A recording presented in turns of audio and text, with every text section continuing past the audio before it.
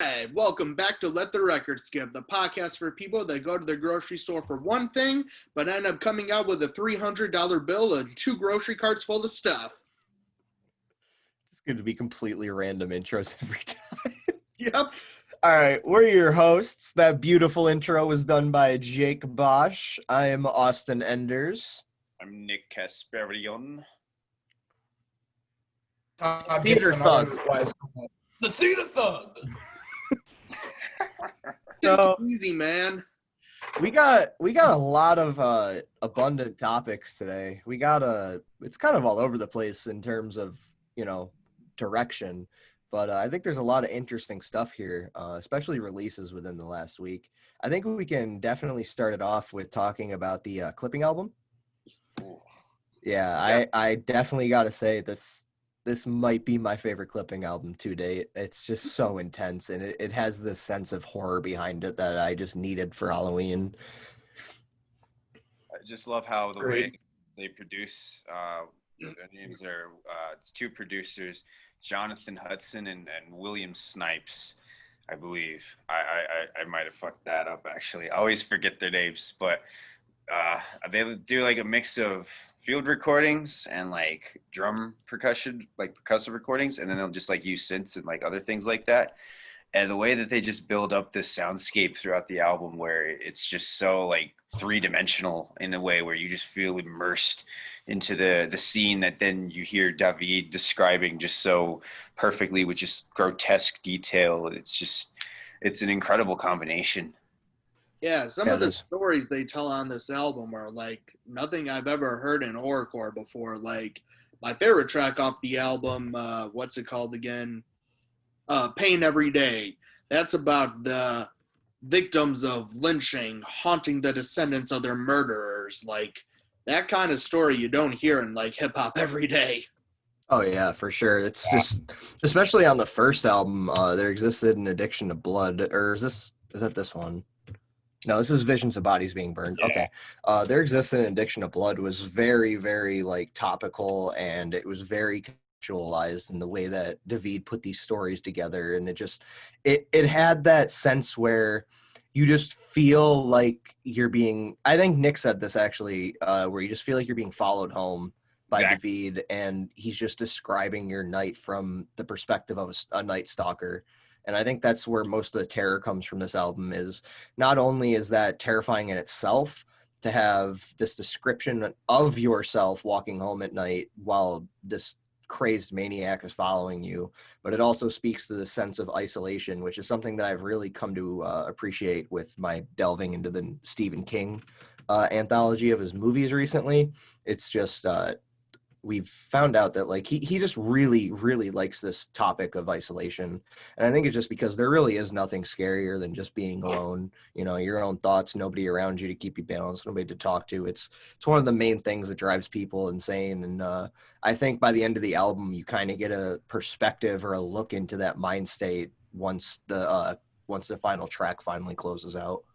Yeah, like Check the Lock, that entire song about a man being paranoid that is being followed, like it gives me the feeling that not a lot of horrorcore does. Like most horrorcore artists give you the feel of watching a horror movie, like you're watching a serial killer go on a rampage.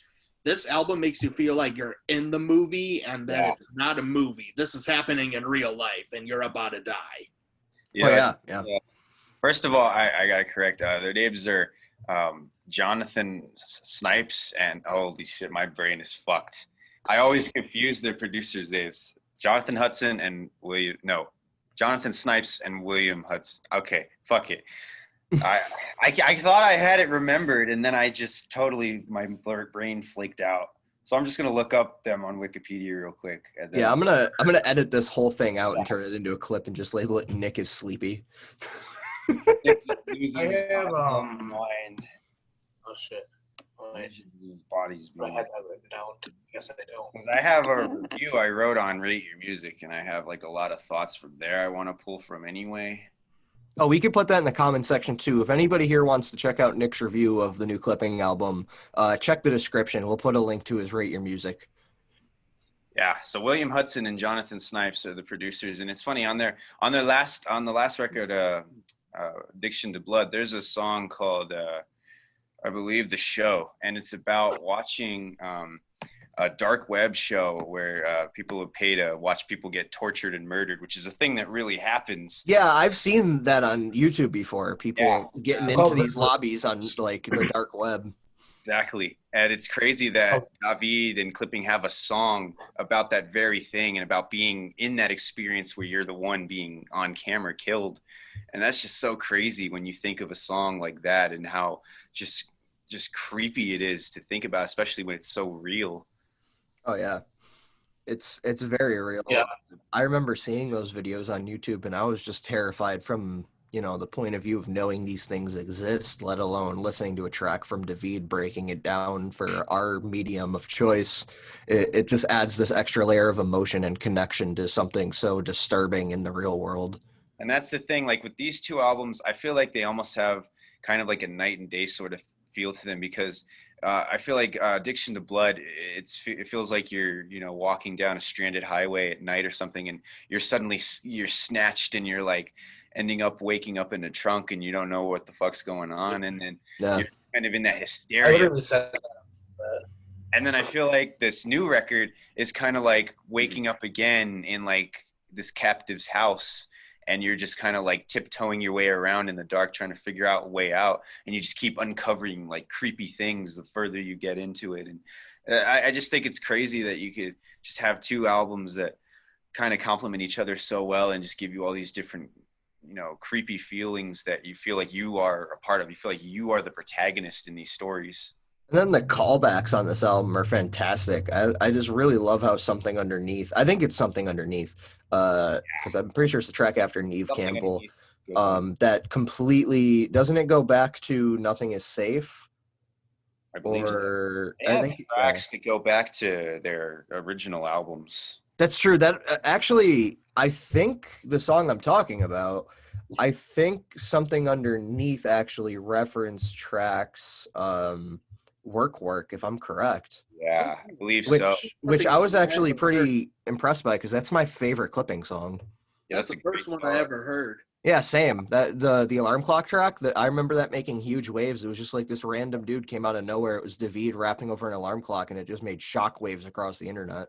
You know what's funny about all of us? We all knew David first as part of Clipping, and then he just got so famous from Hamilton and becoming a successful actor. And he's still managed to do all of that as well and perfected as he has, and then still really maintain the Clipping outfit really well for all these years. I mean, they're making their best records at this point, I think, even though I think, CLP PNG is a 10 and I've been a fan of all their projects over the years. I think they're just getting better and better at really doing kind of the same thing, really trying to describe a scene and put you in that universe, whatever it is of their creation. Because they've done albums, this is more straightforward horror. They've done a lot of underworld and street horror stuff. They have an aquatic horror thriller album of all things. It's just about a character that's like lost in a submarine and, just crazy shit like that only this group can really pull off. And I just think they're so, well meshed together. Yeah, I mean, talking about being stuck in a submarine definitely touches back on my point of isolation. Like, David has the same infatuation with causing, stress and panic and dismay through the sense of your own isolation that just seems to continuously evolve with his projects. And I definitely think this newest project is the one that had me on my seat, like the edge of my seat all the way up until the end. I really do like the first addition to this, like 2-album installment, but I definitely think this Visions of Bodies Being Burned just takes it and elevates it. Yeah, something I really want to give a shout out to is the production on this thing, because I listened to a lot of horrorcore back in the day, like when I was first coming up on underground hip-hop. Artists like Brother Lynch Hung, King Gordy, Twisted, even Tech Nine's older stuff kind of introduced me to underground hip-hop. But what sets this apart from other horrorcore is definitely the production, like the sampling of field recordings, the industrial noise. Like, this production makes you feel like you are a part of this situation where you're about to get murdered. Yeah. Or other horrorcore just makes you feel like you're watching it happen. This makes you feel like you're a part of it happening. I don't even feel like I'm watching it happen most of the time with horrorcore. I just feel like I'm having it like loosely described to me because a lot of the horrorcore is just so without direction nowadays. I appreciate what I said about this is the first Clipping album I've heard, so it was really a pleasant experience for me. But I have something about every track. So what I said mostly was like the way like Jake said, the way the industrial production worked. It was very manic to me. Very. Yeah. And one track I felt like I was like being chased through like a foggy forest or some shit like that. It was just how abrasive the instrumentals are, and like there's a few tracks that I'll get into that I listened to, and it was like each time I hear the track I notice something new in the instrumental, which I really appreciate. So, yeah, always having something to go back to and pick out is something that really gives the sense of longevity to a project. If you can go back and like 2 years later listen to it and pick out a new piece of the production, I think that's something that's just outstanding.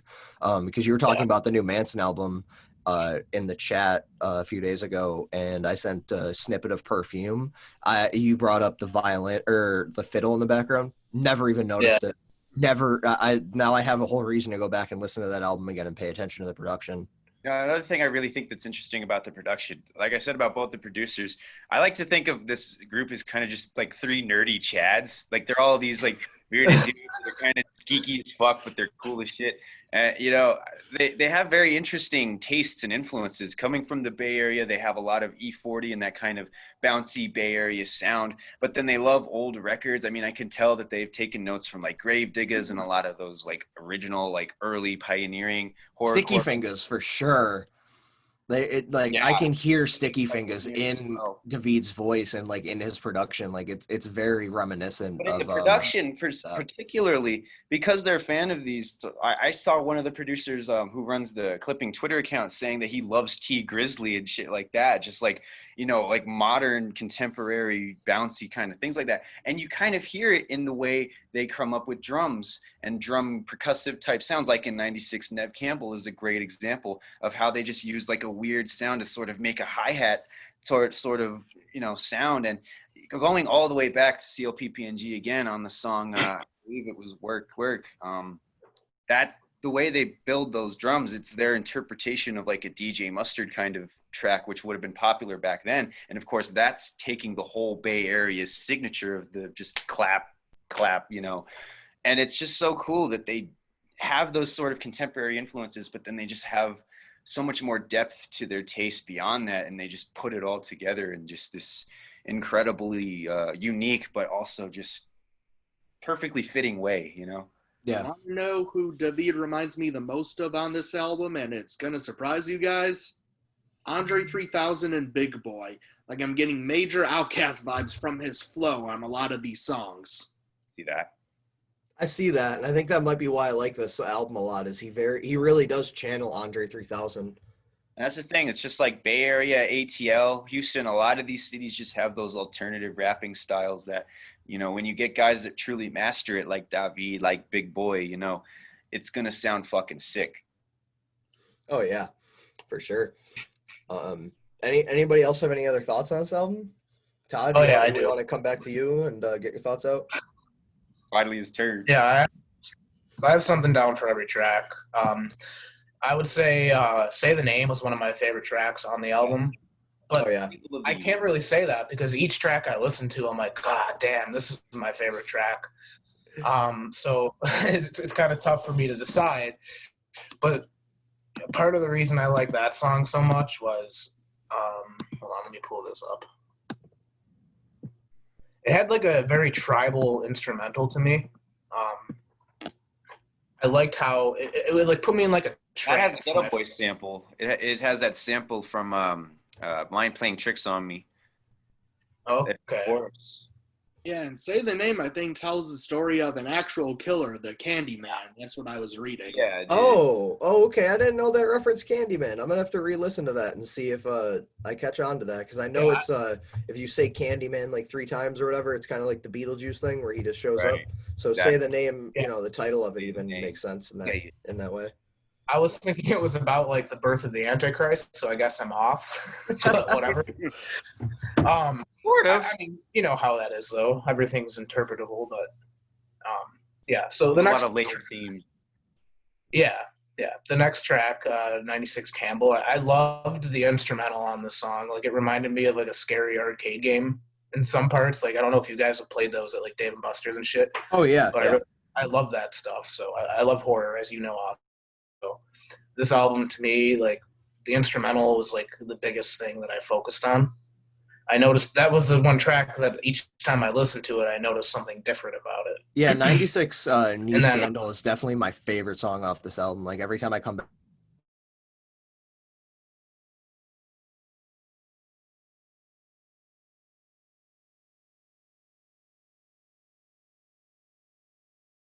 Best verses on the album, to be agree. completely honest. Solid ass. He was very impressed.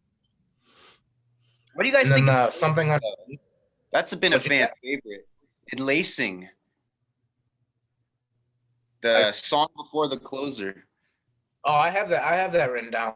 I'll get to that. That's been a fan favorite, and it's definitely probably unique for them. I really like Something Underneath. That's about like a straight up zombie apocalypse. I found that track really fun. Bro.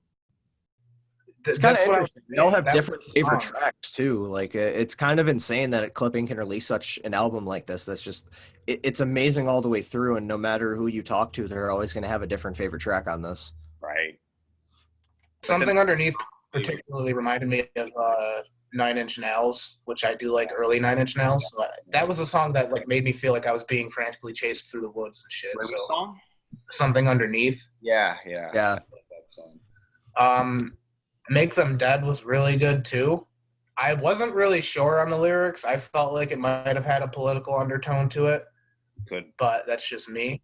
I was just so focused on the instrumental with that song again that it's like I keep listening to this album and it's like That's another thing. A lot of their songs have a lot of political or social commentary undertones, just, expressed metaphorically.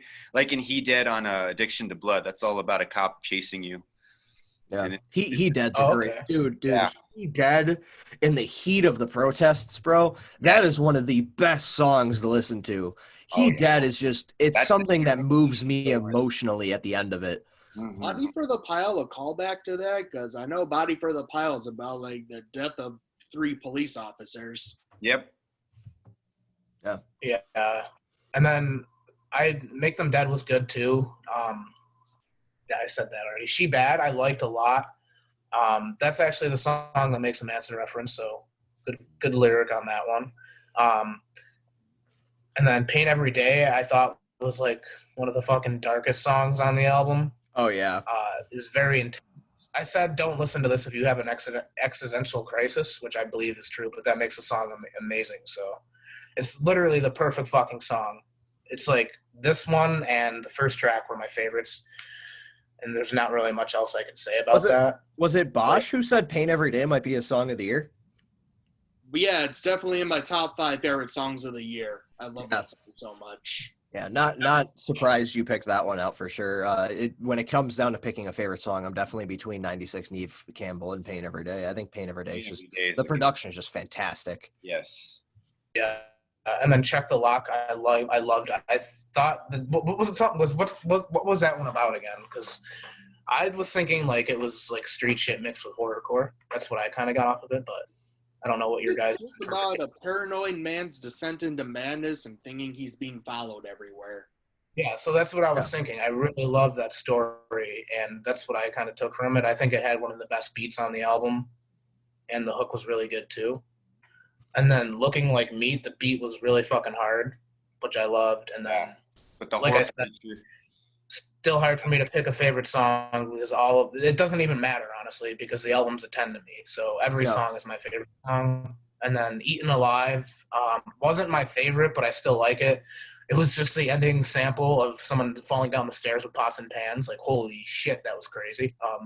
I didn't really like that, but that's like my only complaint for the album. That's that classic clipping sound that I think they're just throwing in there to appease their old fans, because clipping has always been.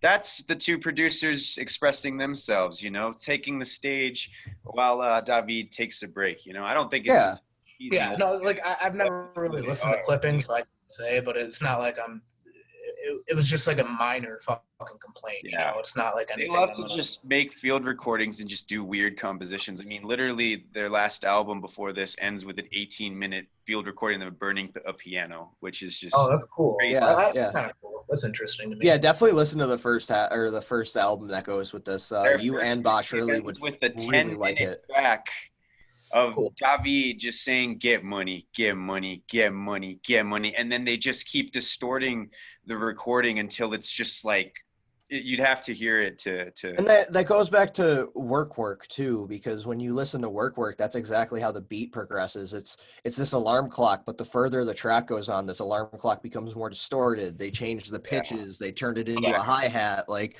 I'm like not entirely sure on this because I haven't done the full research, but I'm pretty sure the whole beat to work is made with an alarm clock.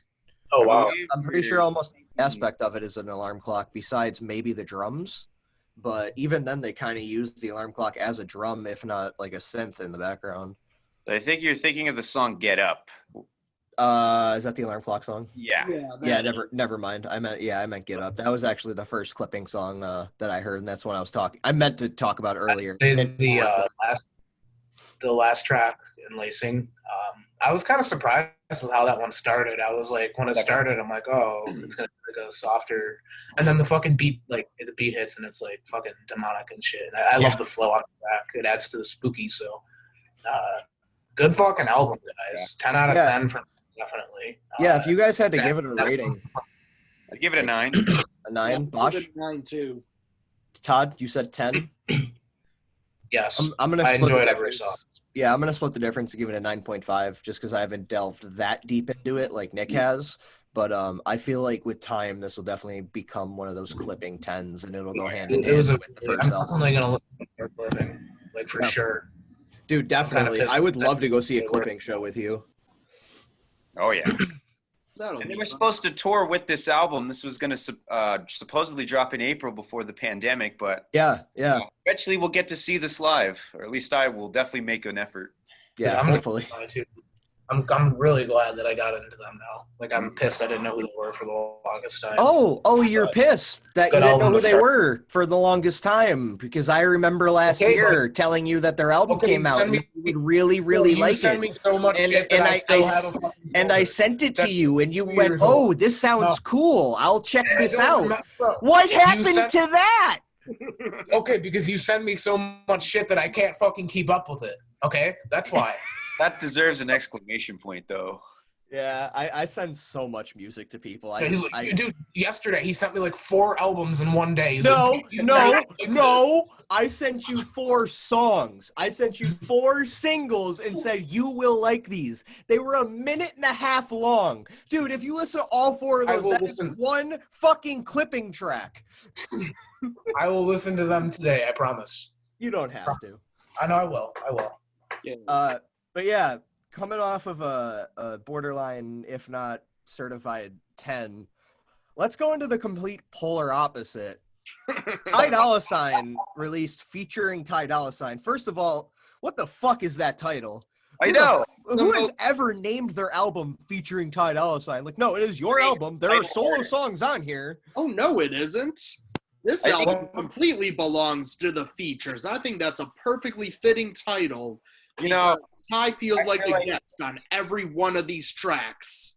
I feel like he's playing off the jokes that people make that he's only a good feature artist, which he really only proves that point on this album because he cannot carry his own performances throughout these 24 tracks. Dude, the best song on the album has 6 on his own album. I mean, okay. I feel like I just talked for a while, so one of you go, but I got a lot to say. Bosch didn't really say much last round. Let Bosch take the Ty Dolla $ign album because I'm really interested in what he has to say. Yeah, me too. Like I said, this is a fitting title because Ty feels like a guest on every one of these tracks. Time and time again throughout this entire record, he gets outshined by the features, which were all excellent, by the way. I loved a lot of the features. I loved a lot of the production. But the only thing on this album that is lackluster is Ty Dolla $ign himself, who feels like a non-presence on every single track because of his painfully boring, nothing of a singing voice. You know what this album is, guys? This is a DJ Khaled album, because basically Ty got a bunch of artists together, a lot of great artists and producers, and they all came together to make this project. But Ty brought nothing to the table besides a few decent melodies. But I also do want to go into a few of these features, though, because some of them were really good. Because Quavo on Freak had a really fun verse. He went, I got a freak, she nasty, classy, no, she ain't a Kardashian. I love that line. Yeah, and then Big Sean on Tyrone 2021, he's like, you don't act like you my girl no more. You act like you my mama. And I never date my mama. That's fucking disgusting. That's how I feel every single time you touch me. So some of these features were really good. Kalani and G Nyko were great too. But by far the best track was Ego Death with Kanye and Skrillex. Wow. Wait, really? Yeah. I loved Ego Death when it came out, and you hated it from what I remember. I used to hate it when I first heard it, but it's grown on me so much, and now it's like one of my favorite songs of the year, probably. Same, yeah. That's how I felt when it first came out. I was confused at first because it was a weird lineup of features, but like the more I listened to it, the more I was like, this is really fun. Yeah, I love the Skrillex beat on it. It's really fun and funky. FKA Twigs did awesome on it. Yeah. And Kanye, I'd honestly say, gave his best verse since 2018 on that song. Wow. I have to ask, do you think maybe it just stood out so much because the album's so garbage? Pretty much. Like the entire album was a slog to get through, and then the perfect closer comes, and I'm like, oh, I'm awake now. Yeah, that's exactly how I felt. You get over to Ego Death, and it's like, okay, here's the final relief. Here's the payoff. What you were saying about the features, I couldn't even sit through this album to get to the features. I listened to the album one time, and I couldn't get through it a second time.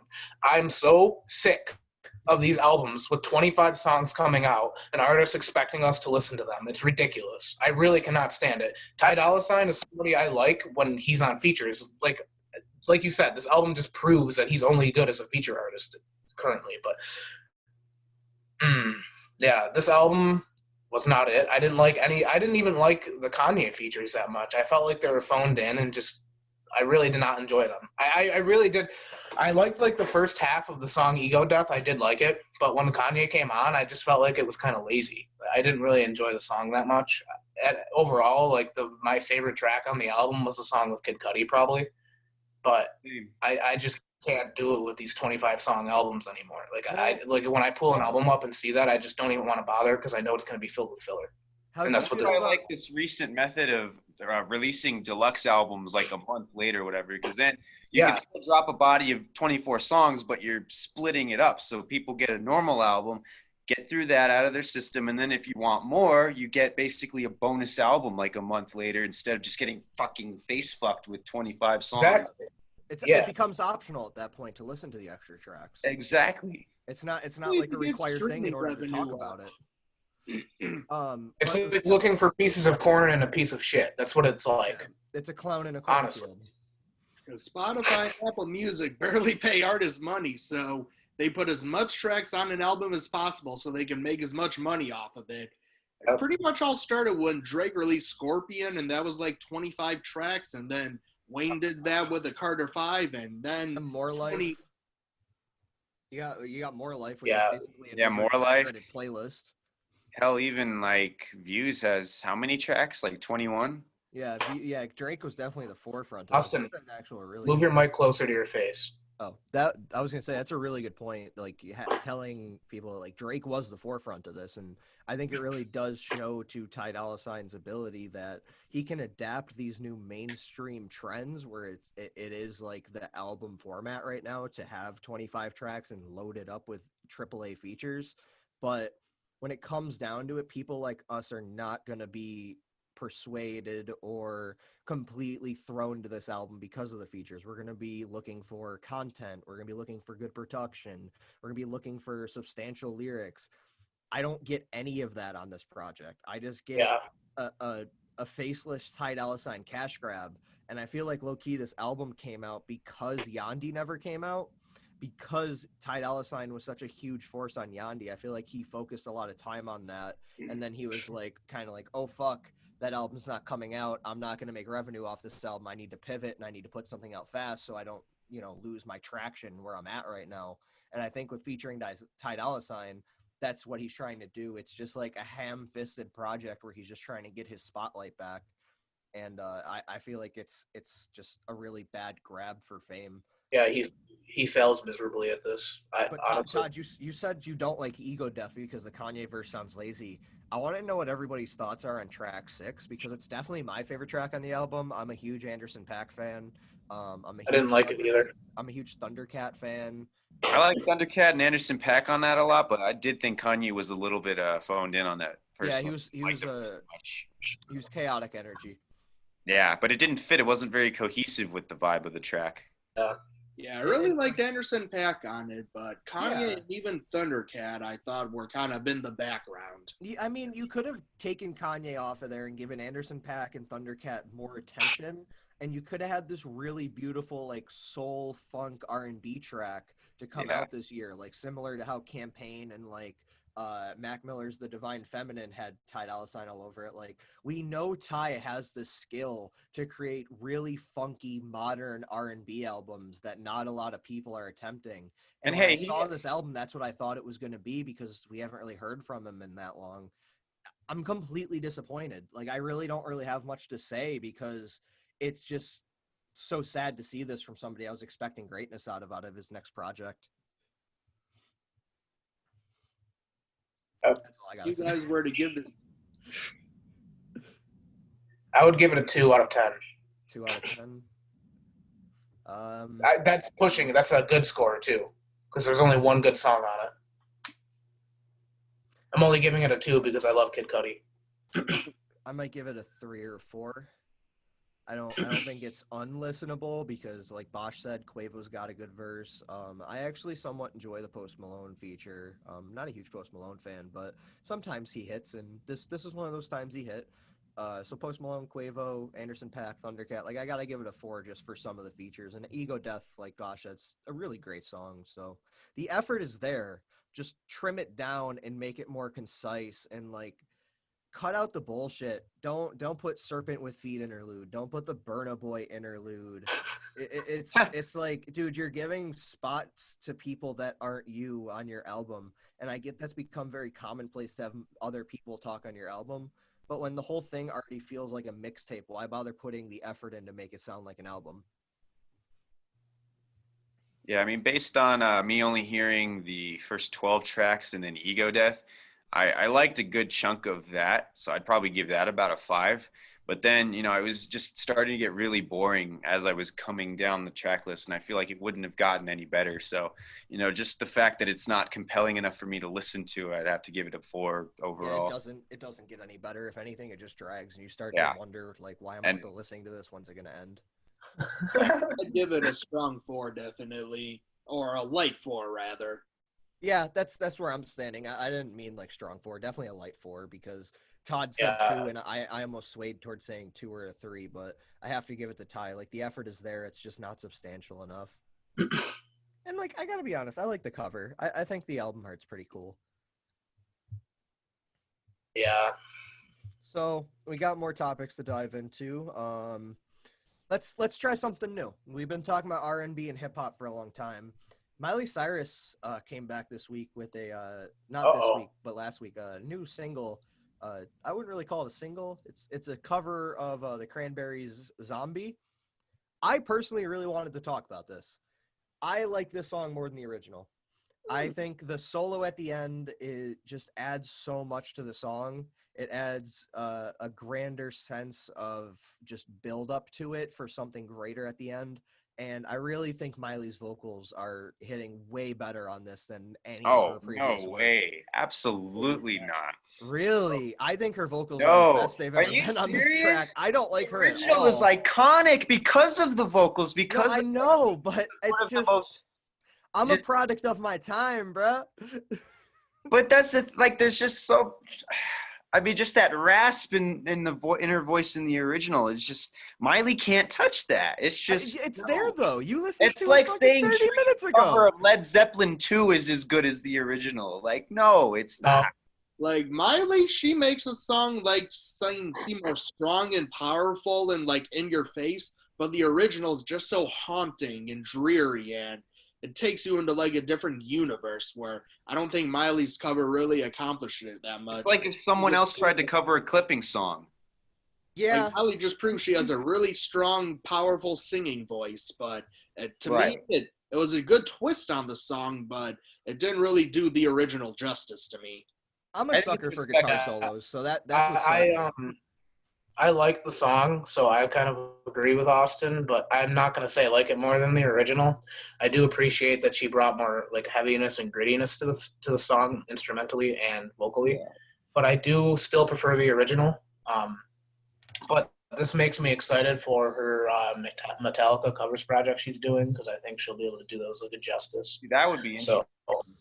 Yeah. See, I heard rumors of that her next album was going to be the Metallica cover album, but then when you look at this album, there's a zombie cover on it, and she's doing covers of different artists. At this point, I'm not even sure if it's a Metallica cover album or if it's just a cover album. And then she released a few other singles this year and last year that are more disco influence, like Midnight Sky and Nothing Breaks Like a Heart, and even her cover of Heart of Glass by Blondie are all like disco influence, and I think she wants to go with her next album, the direction that Dua Lipa and a lot of other artists are going nowadays, with a more 80s, 70-ish disco influence sound that I'm really liking in pop music nowadays, and I think Miley does it really well.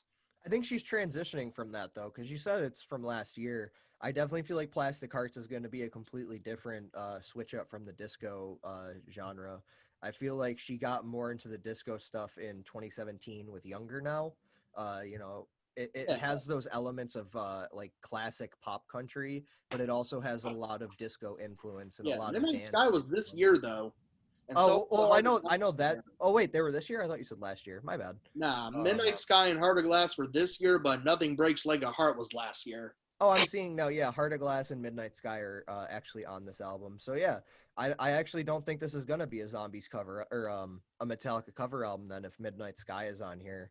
And Heart of Glass. Well, I wasn't saying that album. I don't know. Like I've heard that she's making one.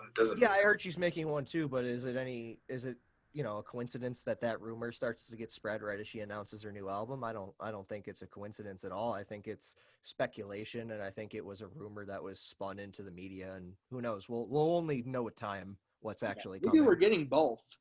That could be true. Yeah, she could be working on multiple projects right now, for all we know. I mean, it's a cover album. You don't have to put that much work into it. The song's already written. Is Midnight Sky a cover, Bosh?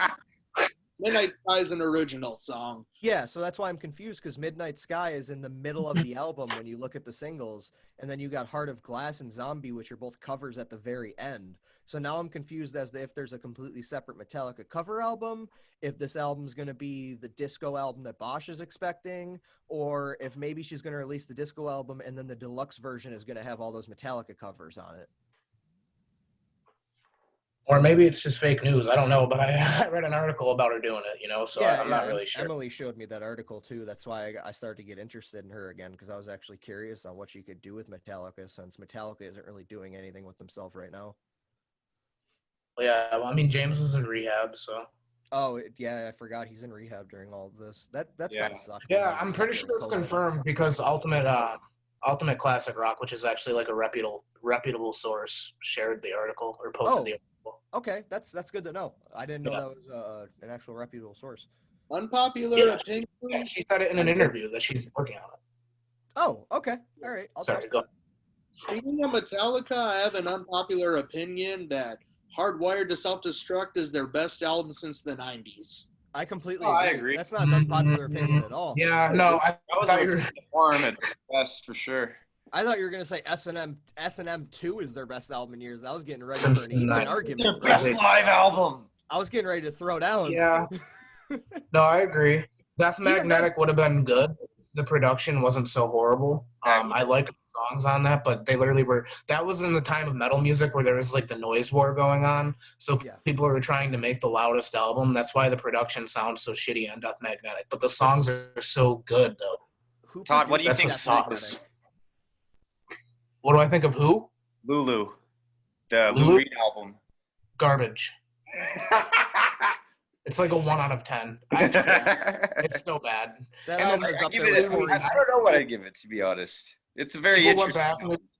I just never liked this album is bad. That album's not good. Voice. What was that, Bosch? I never liked Lou Reed's voice at all. That's why I don't like Lou. I like Lou Reed, but he does not mix with Metallica. I mean, old man Lou Reed, who's about to die, is different from, like, Transformer Lou Reed. Yeah, it's like taking Stevie Wonder right now. Like, it's completely different. Like, you can't just throw Stevie on any track. Exactly. By the way, has anybody heard the new Stevie Wonder tracks? I have not. Wasn't the new Stevie Wonder track the one that had Corday on it? Yeah, there's two. There's one that has Corday and a couple other random rappers, and then there's another one he's just got with Gary Clark Jr. that's more of like a soul record. I thought they were both kind of interesting. People were hating on them, but I mean, I don't really know what you'd expect from a man in his seventh decade. A week or two ago, I sent you guys that Stevie Wonder track whenever it came out with the one with Corday and Chica on it, because I thought it was like phenomenal. I thought all of their performances got a really emotional rise out of me. I think the lyricism behind it was great. Hearing Corday rap over something that interesting and that different than his classic 90s boom bap tribute it's just great to see him breaking away from his formula and trying something new. It's got me really hyped for his next album. Yeah, because I know and just a lot being of people so have some accessible issues with Lost to be, Boy. On a Stevie Wonder song or ending up on Obama's playlist. That's definitely some good stripes for Corday. Yeah, I like to see right after dropping the YBN too. It's great to see him getting even more with YBN splitting up. He got rid of that. Lost Boy from last year was one of my favorite albums of 2019, so I'm really excited to see how he follows that up. Dude, I completely agree. The Lost Boy is still in rotation for me. I absolutely love Corday. Everything that Corday puts out, I'm on it immediately. So if this is the direction he's taking, working with Stevie Wonder and more influential artists and having better production behind this next project, I think Corday might hit his peak with whatever he's got lined up next. But he's so young too. He's like 22, 23, I think. Yeah, I don't think he's necessarily going to hit his peak, because that peak could keep rolling with different albums. But like, I definitely think he's going to step the bar up for his class. Like, I just wonder if he can make more great bangers like Kung Fu. That was one of my favorite like trap songs of 2018. Oh, okay. Yeah. Kung Fu is great. Yeah. I really like Broke as Fuck off the Lost Boy. That's a good Broke one as too. Fuck is great. That I like Thanksgiving with Chance the Rapper. I think that's a really fun track. If I'm correct, I'm not really sure if that's one with Chance. It's been a while. I haven't really listened to this album. No, I think that was Bad Idea. Yeah, Bad Idea. That's what I meant, because I knew it had a bad in it. But the song with Chance was really fun too, because it's very rare nowadays you get something with Chance on it and he actually performs like to a higher key. Very rare. Yeah, Chance is somebody who's fallen from grace hard. Oh yeah. I don't even like his older stuff anymore. It's so dated. Yeah, The Big Day came out and it was dated 2 days later. Dated the minute it dropped. Yeah, dead ass. Well, Coloring Book still sounds great, but I don't really go back to it that much anymore. Yeah. Even when I hear acid rap tracks now, I'm just like, wow, this sounds so much like my fucking middle school days. I don't even want to hear this. Oh, yeah. Cocoa Butter Kisses, whenever it comes on. I mean, like, I'll bump to it sometimes, but yeah, for the most part, Chance that's a time that has passed. Yeah, for sure. That very colorful, like, bubblegum poppy hip hop sound that Chance was trying to get into and get more people into. It kind of started with him and ended with him, in my opinion. And then evolved into The Big Day and Hot Shower. I love my wife, guys. Oh, my wife! I love my wife, and this album is a 10. Praise God, Jesus, and if you disagree, I'm going to make fun of you on Twitter. Oh my God, I forgot that happened. Yeah, that album was boof. Speaking of clowns in a cornfield, I'm glad we got the Chance. Oh boy, I love Chance though, dude. Like, I feel bad talking down on his albums because he's such a good dude. I'm glad I never a nice guy, and he's so wholesome. I feel like it's insincere because he's done a lot of contradictory shit. Agree. And I'm glad I don't like him because now it looks like I've been right about him the whole time. I've never liked him, so that's cool for me. I think he's never liked him. There's a lot of good stuff for Chicago, and I really respect I'll give him that he has done some actual good things, unlike a lot of people, but he's also kind of an asshole. Is he? I haven't really. Yeah, I see through his whole nice guy. I can't stand when people do that shit. I'm so nice. Yeah, I feel you on that, Todd. Yeah, like, I don't need you to be fucking, like, come on. Let's go. You're a fucking rapper. So, like, we don't not my Boy Scout. We don't have to give it a rating, but if you guys want to, what would you guys give the zombie track? You know, just coming back to it to close. Like a 5. 5 or 6. I'd give it like a 7. Probably like a strong 8, light 9, you know? Yeah, I'm at like an 8.5, 9, somewhere around there. It's just I've been coming back to a lot recently. It's just fun. Yeah, it was really good. I enjoyed her cover. And it was live, too. Don't forget that. So Yeah. I'm going to hand over the next topic to Bosch. He's been very excited to talk about this. The BET Awards were this last week. A lot of stuff happened at the BET Awards. DaBaby was robbed of 11 awards after being nominated for 12. I know Lil Baby, there's claims that he was robbed by Megan Thee Stallion for Best Artist. I don't personally agree with that. I think she deserves it after all. I agree. She does as well. But I'm going to let Bosch take it over from here because he's got way more to say than I do. Definitely. So the first thing I want to do is shout out the amazing hosts, the 85 South Show, Chico Bean, DC Young Fly, and Carlos Miller. They're 3 of my favorite comedians of all time, and I've been following them for several years now, ever since I saw them on Wild and Out. So to see them host a show like this and kind of bring the show, like, give it their own spin was just amazing to watch, and I think they did a really good job. But going back to what you guys were saying about Megan Thee Stallion and how, like, most people think Lil Baby should have won the Artist of the Year award, honestly, I do think Megan Thee Stallion is a really good artist, and I like what she's doing, but honestly, it's nothing I can't really get from other female rappers. Like, I could get the same stuff from like a Cardi B or even back in the day like Trina or Foxy Brown. But they have the same progressive production, that cutting edge that Megan's on right now, because that's what I like about her. Yeah, but I kind of agree that Lil Baby or even DaBaby could have taken that Artist of the Year award because look at what Lil Baby's done this year. He's released the best-selling album of 2020 with My Turn, which had a lot of great songs on it, like Emotionally Scarred.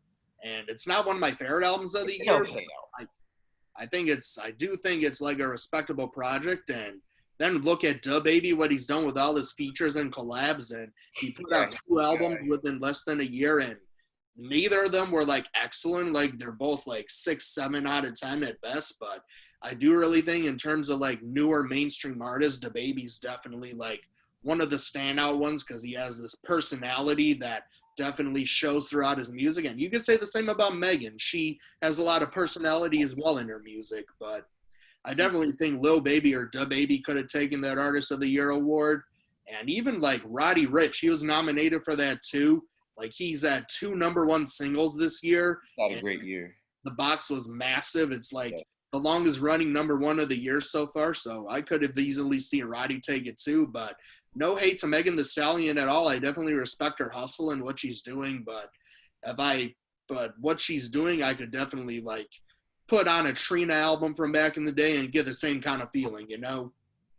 See, I agree that any of the top 3 we've been discussing could have deserved the award, but personally for me, I think DaBaby had his best moments last year, at least for me personally, with his own music, and now he's just become the kind of it guy for features, and he definitely can go off on a good feature, but I just don't like his own music very much anymore. It's become very watered down, very repetitive, and I just miss his mixtape Baby on Baby Days from it was only about a year and a half ago and some change, but Lil Baby, on the other hand, I think does have some potential, and I think he has given some pretty hard verses, especially as a feature. But again, with him, I think his own music is a little too repetitive and not, quite hard hitting in a way where I'd really like to sit down and listen to a whole album. And with Megan, I'm not in love with her full-length projects either yet, but she hasn't really quite put out a whole debut album yet. Given the breakthrough that she's made in this past year. And I just think that the songs that she's been making and the splash and the magnitude that she's had, especially for women and for women fans in hip hop, I think it's just massive. I think it's bigger than just two new artists having a great year or being really popular. I think you're getting that level of popularity from Megan. You're getting good songs, decent projects, consistent output, and you're getting someone that really is, I think, changing the scale and the landscape of hip hop and how it can be approached and who can approach it and who can like it and enjoy it, because it really has been such a male-dominated, male-oriented thing for decades. And to see it kind of, the gravity get pulled more toward a different audience that makes up half our population, I think that is worthy of that, high recognition. I definitely love this onslaught of female rappers that have come out within the past couple years. Like, I agree. We've gotten so many great artists. Like Rico Nasty's amazing. Tierra Whack. Yeah, Flo Millie, who's newer, and she had a cipher in the Hip Hop Awards that I think she did really good on. Check out her stuff. She's really good too. Hey, I don't even mind City Girls. People like to hate on them. They got a couple bops.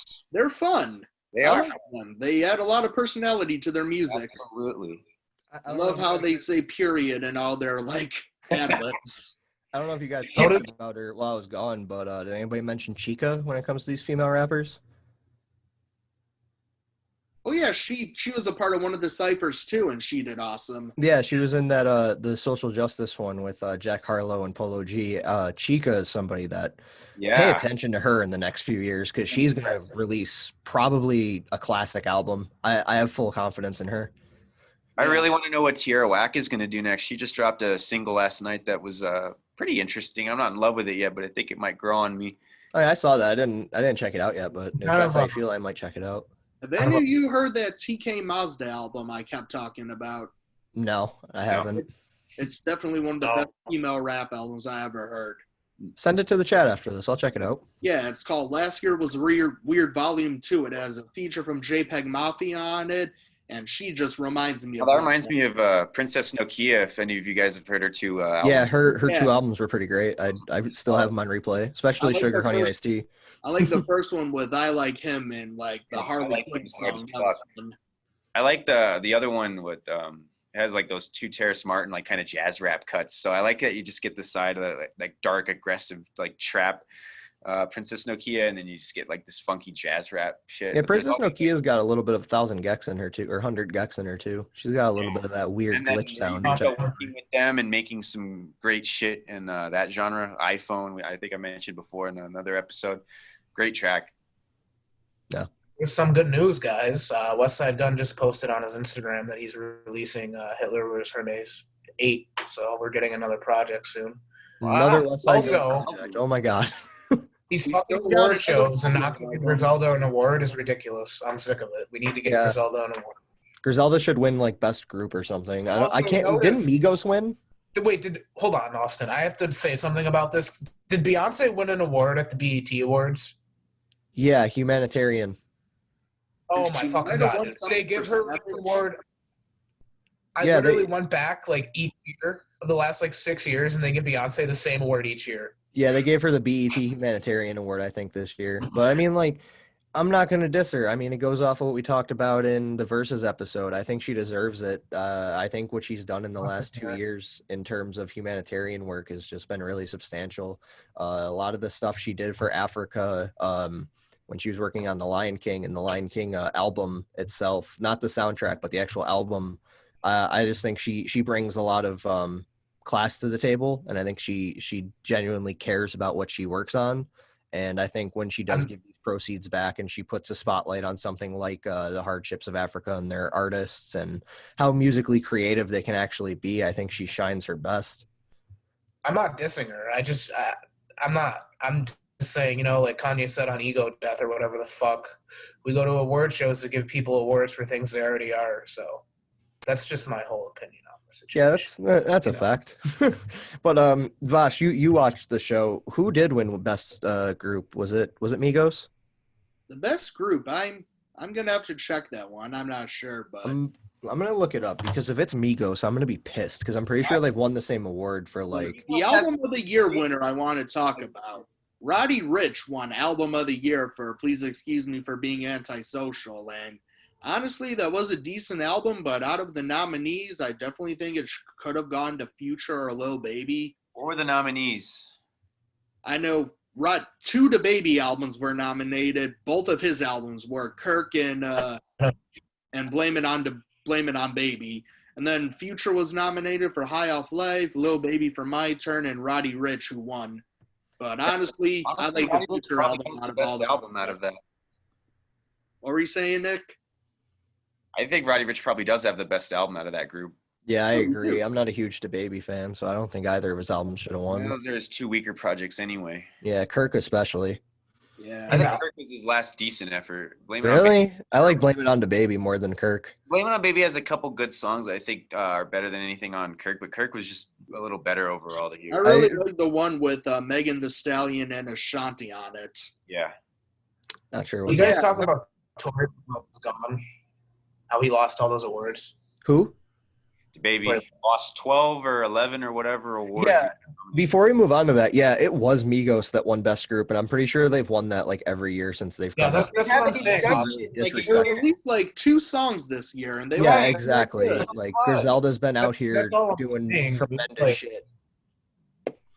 Like you need to give recognition to other people. You can't just give the same award to the same person every single year. That's what annoys me about these award shows. Exactly. A lot of that.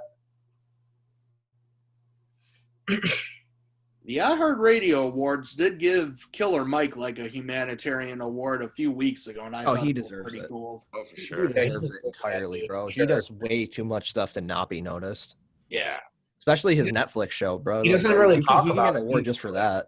I like the fact that he's humble too. Like he doesn't.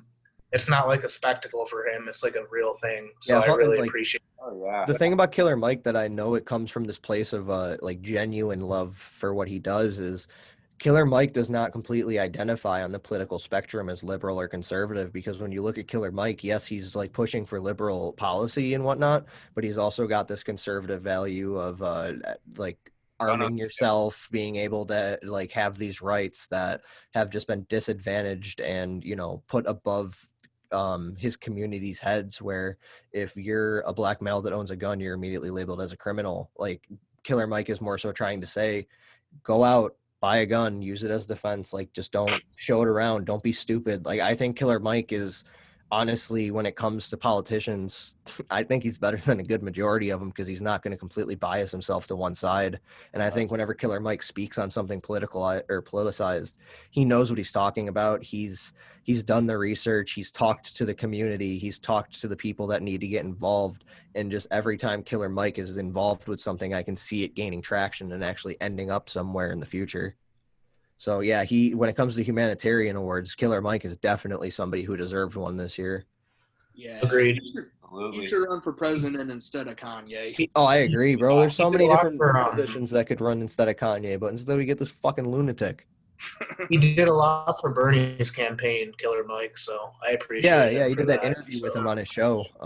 And I feel like having Bernie Sanders on the Killer Mike show on Netflix was just like, it opened Bernie Sanders' like fan base / following up to a way bigger audience than it. Well, Killer Mike was responsible for his campaign in 2016, so they go pretty far back. Yeah, that's what I'm saying. Like, it's just Killer Mike knows who he's putting on for, and he knows what he wants. And I think a lot of people should be paying attention to what he has to say, because he's a very intelligent man. I agree. Yeah. So, also, like the yellow flannel, good job. Thank you. Thank you. Should have worn it for the clipping review, then put on a red one for the Ty Dolla. Yeah, they had an interview with Montana on Wednesday. Didn't even watch that. Yeah, guess what? That got taken down. Really? What happened? Yeah, I was actually on YouTube this morning just looking for something to watch while I waited for you guys, and Yeah, I went on Fantano's channel because he uploaded a review, and in the interview section, it just said video has been taken down by owner, and that was it. It said an interview with Clipping I and didn't somebody get to else. see it. I was too busy. You could probably find it on Twitch or something, most Yeah, likely. probably. Yeah, so Kanye West on Joe Rogan, huh? Are we done with this topic? Did we talk about the Cyphers? I'm sorry, I was going to the bathroom when you guys were talking about that. No, we didn't. And Yeah, let's get into the Cyphers. These Cyphers, especially the last one, the Women of R&B one. Then had like Brandy and Tiana Taylor was on there, and who else was on there? Erica Badu was on there, and they all like that cipher could have been like a song in itself because it had a chorus and everything, and I think it just sounded really good, really like 90s throwback vibes, and that was definitely my favorite cipher of the evening, and I think everyone did excellent on that.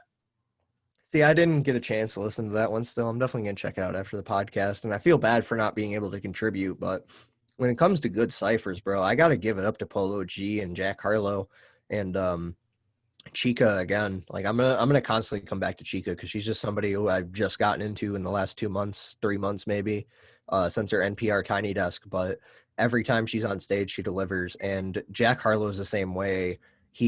When he first came out, I kind of had this image that Jack Harlow was the ultimate Chad. Like it was going to be, it's that, the real popular dude from your school that was a fucking asshole, and now he's making music, and you always laughed at him in the side. I've been following him since 2016, and his career has been pretty interesting to this. Has it? Yeah. I only got into him around What's Poppin', but right, yeah, no, he's been around, and he kind of started out as a backpack rapper, really, and really, pulled his way up, and now he's much more mainstream. But hey, that new song Tyler Hero's pretty tight, great. I want to get back to that really quick because I don't want to make it seem like I'm shitting on Jack. But yeah, when I first got into him, I felt this sense of like, and this is real mean. I felt this sense of douchebaggery, like cocky. My shit don't stink. I could fuck your bitch. I'm gonna go hang out after the football game underneath the bleachers and shit. Jack Harlow is just somebody who's grown on me in recent years. I think his music constantly gets better and better. Wow, my screen's doing something wonky as shit right now. What's going on?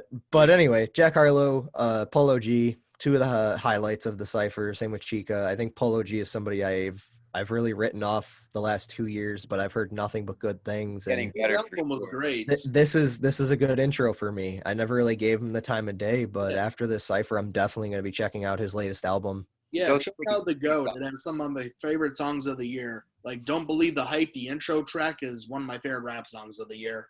Okay, yeah, I'll check it out then. I trust you on that. It's just the person that I was usually talking to about these things. It was just too much for me. It was being pushed on me way too hard, and I was just like, you gotta let me do it in my own time. Like I'm not gonna listen to something if every time I try to talk to you, it's listen to Polo G, listen to Polo G, listen to Polo G. Yeah, but, it just takes time, and I think the cipher was a great outlet for him to get his name out there towards people that are older and they're more into the older generation, or like us who grew up with like Tyler and Kanye and whatnot. I feel like Polo G is finally starting to step into a new lane where he's gonna have something to say on his next album. I mean, I haven't heard his first album, so I'll check that out. But Don't Believe the Hype and Heartless with Mustard are my two favorite songs. How is his lyrical content compared to the BET ciphers? Does he ever get really serious like that, or does he usually keep it hype and street? He definitely has a lot of deeper topics on this album. Okay, I'll check it out then, because that's got me hyped then, because I've heard some things about him, and I was more interested in his socially conscious work more than I was with his club tracks. So yeah, awesome. But any of you guys got a cipher you want to highlight on? I mean, I'll just put a quick highlight on it. The African BET cipher, so much fun.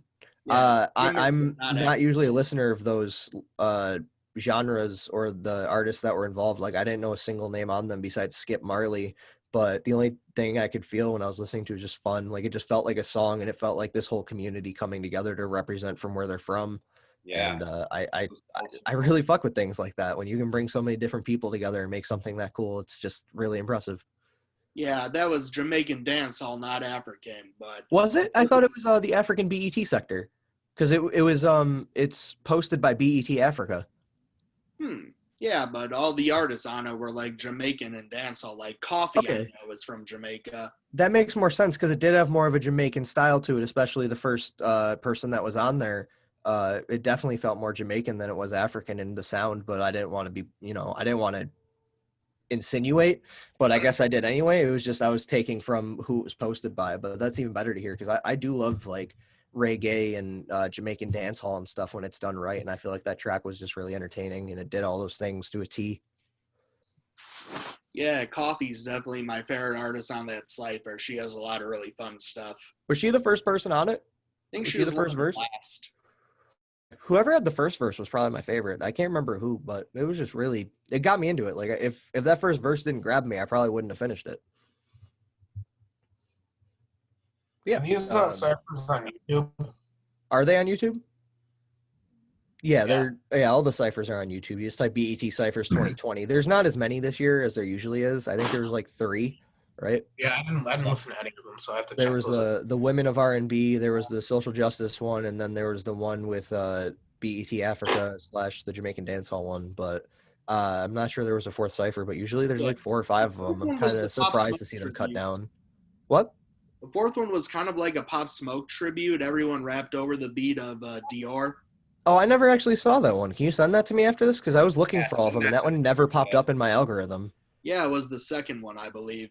Okay, cool. I'll have to check that out. I definitely want to hear that because Pop Smoke's another one of those new rappers that really grew on me. Speaking of Pop Smoke, Quavo performed at the awards, and he performed the 2 songs he did with Pop Smoke, Shake the Room and Aim for the Moon. And it was like this futuristic type performance that had like projections of Pop Smoke, and I thought it was really cool. I bet cool. That is pretty cool. Yeah, it's probably was it like the Tupac hologram, or was it more so like it wasn't really a hologram. It was like just showing like past video footage of him in like a futuristic setting. That's cool. I'm gonna check that out after this. Maybe I should just watch the whole awards. I wasn't really fond of the nominees, wasn't really fond of the winners, so yeah, maybe I'll check it out. Yeah, and you'll get to see how awesome the 85 South show is. Yeah, I have no idea who you're talking about when it comes to 85 South. That's why I went to the bathroom. Did you just put up a not good? Not. I'm just playing with it. Oh. All right. So, BET Cyphers. Anybody else have anything else to say before we go on to a different topic? I think we're good. No? Okay. So, our favorite topic. Our favorite segment, our favorite thing to talk about on this show, because it just causes the most intrigue and the most conversation. Let's talk about what did Kanye do this week. Kanye went on Rogan for 3 hours, something that does not happen on Rogan very often, a 3-hour podcast. I think it's just because of the stature. It's been in the works for over a year now. On top of that, he released the Nah Nah Nah remix with DaBaby and 2 Chainz and really showed what somebody with more skill currently could do on that track. 2 Chainz killed it. 2 Chainz did great. Yeah, 2 Chainz was absolutely. I loved his line.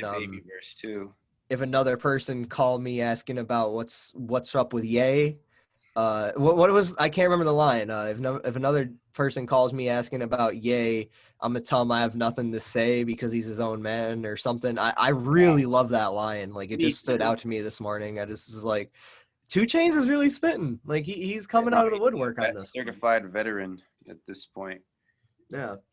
2 Chainz and even DaBaby. I was gonna give DaBaby the best verse on that song until the 2 Chainz verse came on. Yeah. I was like, wow, the 2 artists that he threw on this remix actually held their own and boosted it up a little bit. That's what they're best for. So yeah, let's get into some Nah Nah Nah, and then we'll go into the Rogan podcast because we got about 3 hours worth of content to break down there. Yeah, I only want to make 2 major points about the podcast because I just watched some clips of it. And there's 2 things that I noticed that I kind of have a problem with. Yeah, Todd and I think both me and Todd watched the whole podcast, so we have a lot of stuff to say. I didn't watch the whole thing, but his segment about why he ran for president was unhinged, and that's what I want to talk about mostly. Yeah. And and Star Wars thing, and why don't we just other thing about. Todd, do you want to start with us? Because you seem to already be on topic and have something. I mean, Jake, were you about to say something? I don't want to cut you off if you had a thought. Oh, one thing I just really want to say, like, I'll say my first point now, and then I'll let Todd talk, and then I'll go back to my second point. But the first point I want to make is when Kanye was talking about what he's doing for the music industry and like trying to get his masters back and get artists their masters back and stuff. He's saying how he wants to do all this, but at the same time, he has not given Big Sean his masters back yet. He has not given Designer his masters back yet. He hasn't done any of that for his own artists on good music. And I just find it like kind of hypocritical that he's talking about like trying to start this revolution for the music industry, which I agree with. I definitely agree with everything Kanye's saying, but like put it into action. You know? I gotta say, would that really fall under Kanye though? Because he made Pusha the president of good music. Wouldn't that fall under Pusha's domain instead of Kanye? I'm not sure. Like, honestly, since Kanye was the one who signed the artist at the time, you think he'd be in like possession of the masters, or would that be like good music management? I feel, yeah, it comes under good music management because usually I think you sign the contract to the label, not the person itself. Yeah, but Kanye said on Twitter that he would give them their masters back, but he hasn't yet. I mean, it's a process. It's a really long, lengthy process, so it could happen by the end of this year, maybe beginning of next year, but I'd love to see if he could actually put that plan into action. Oh, yeah. He does have a track record of saying he's going to do things and then not doing them at all. So yeah, like running for president. And also a lot of the things that he does for things like that is, I feel like he just thinks of it and tweets it at the moment. You know, like he's just in there in his house and he thinks about it. Just like the presidential run when Joe asked him, like, what made you decide to run for president? And he was like, well, I was in the shower one day and then God told me to run. Like, okay, no, that didn't happen. I want to touch on that conversation. I'm sorry, but because, like, say what you want. Like, Kanye is a good artist. He's revolutionary, but I do not need him commenting on politics because he's doing more harm than good. He's associating himself with very dangerous ideas, and I don't even know if he knows that he's doing that, but it's pretty bad. I don't know if you guys saw it, but he released like a campaign ad, and it was literally like creepy. Like it was out in 1984. Like it was creepy as hell. And I don't know if Kanye understands like what he's doing and how bad it is, but whatever. As far as the other stuff, like him talking about his personal life, that was interesting to me. Yeah, but the presidential run stuff, like saying, oh, I was in the shower and then God told me to run, does not make you come across sane whatsoever. So, yeah, probably wasn't a good thing to say on Kanye the biggest podcast. Off is sane. Well, I know, but what I'm saying is, like, if he wants to continue to involve himself with politics, there's a certain way like politicians are supposed to act, and that's not it. So yeah. And Bosh, if you'd like to go with your other point, then yeah. Speaking of sanity and Kanye's personal life and stuff, there's something that he said on this podcast that kind of made me kind of angry. I mean, I'm wearing a Kanye West shirt right now. As I said in the last podcast, he's my favorite artist of all time, and my life would not be the same without his music. But he was on this podcast spreading misinformation about taking medication and stuff. Like, yes, that's another thing.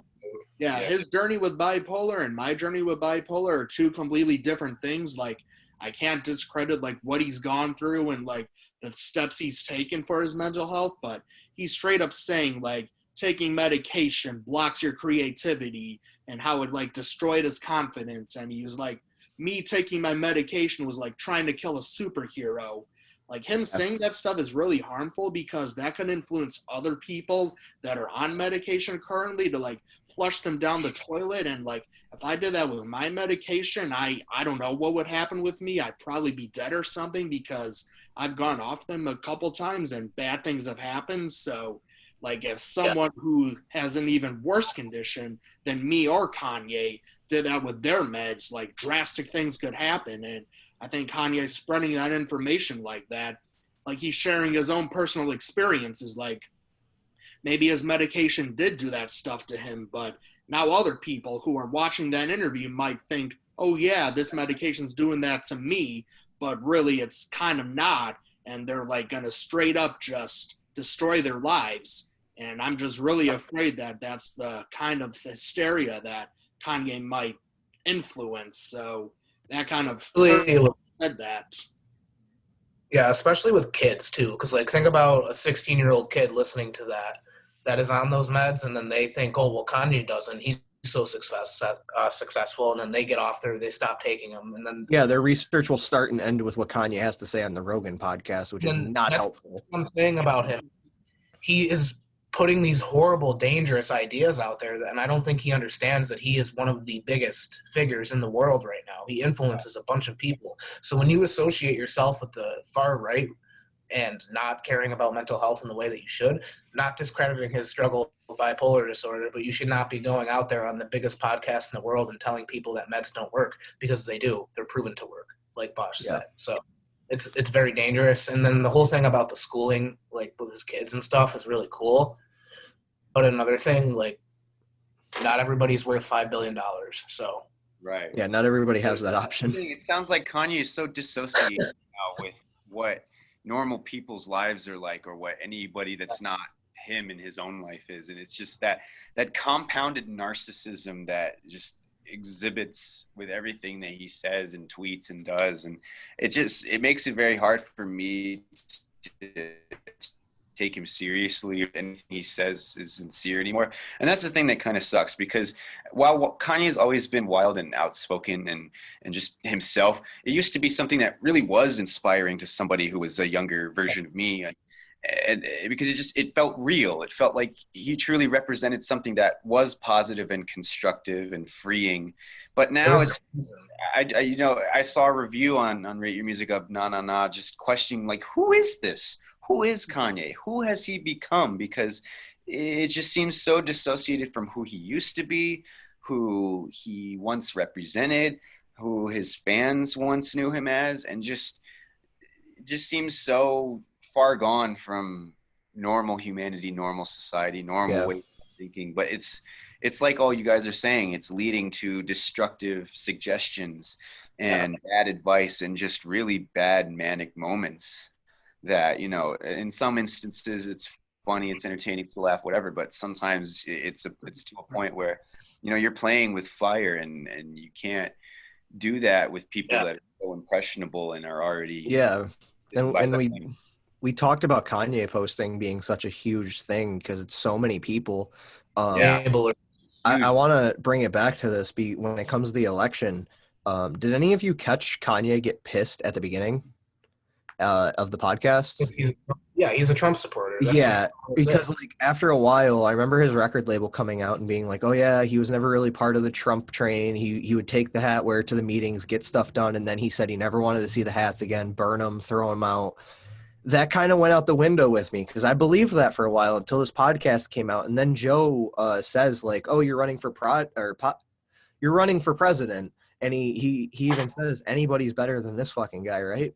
And Kanye literally takes a step back, ignores that side comment, and actually gives him kind of like a sourpuss face, and then just completely changes the topic. So it really what it is? Like, is his record label trying to save face, or is Kanye really this destructive entity that's going to influence the thousands and thousands of people? And Kanye posting go out to the polls and vote for Trump, which is going to cause a huge upsurge in his votes just due to Kanye spouting misinformation.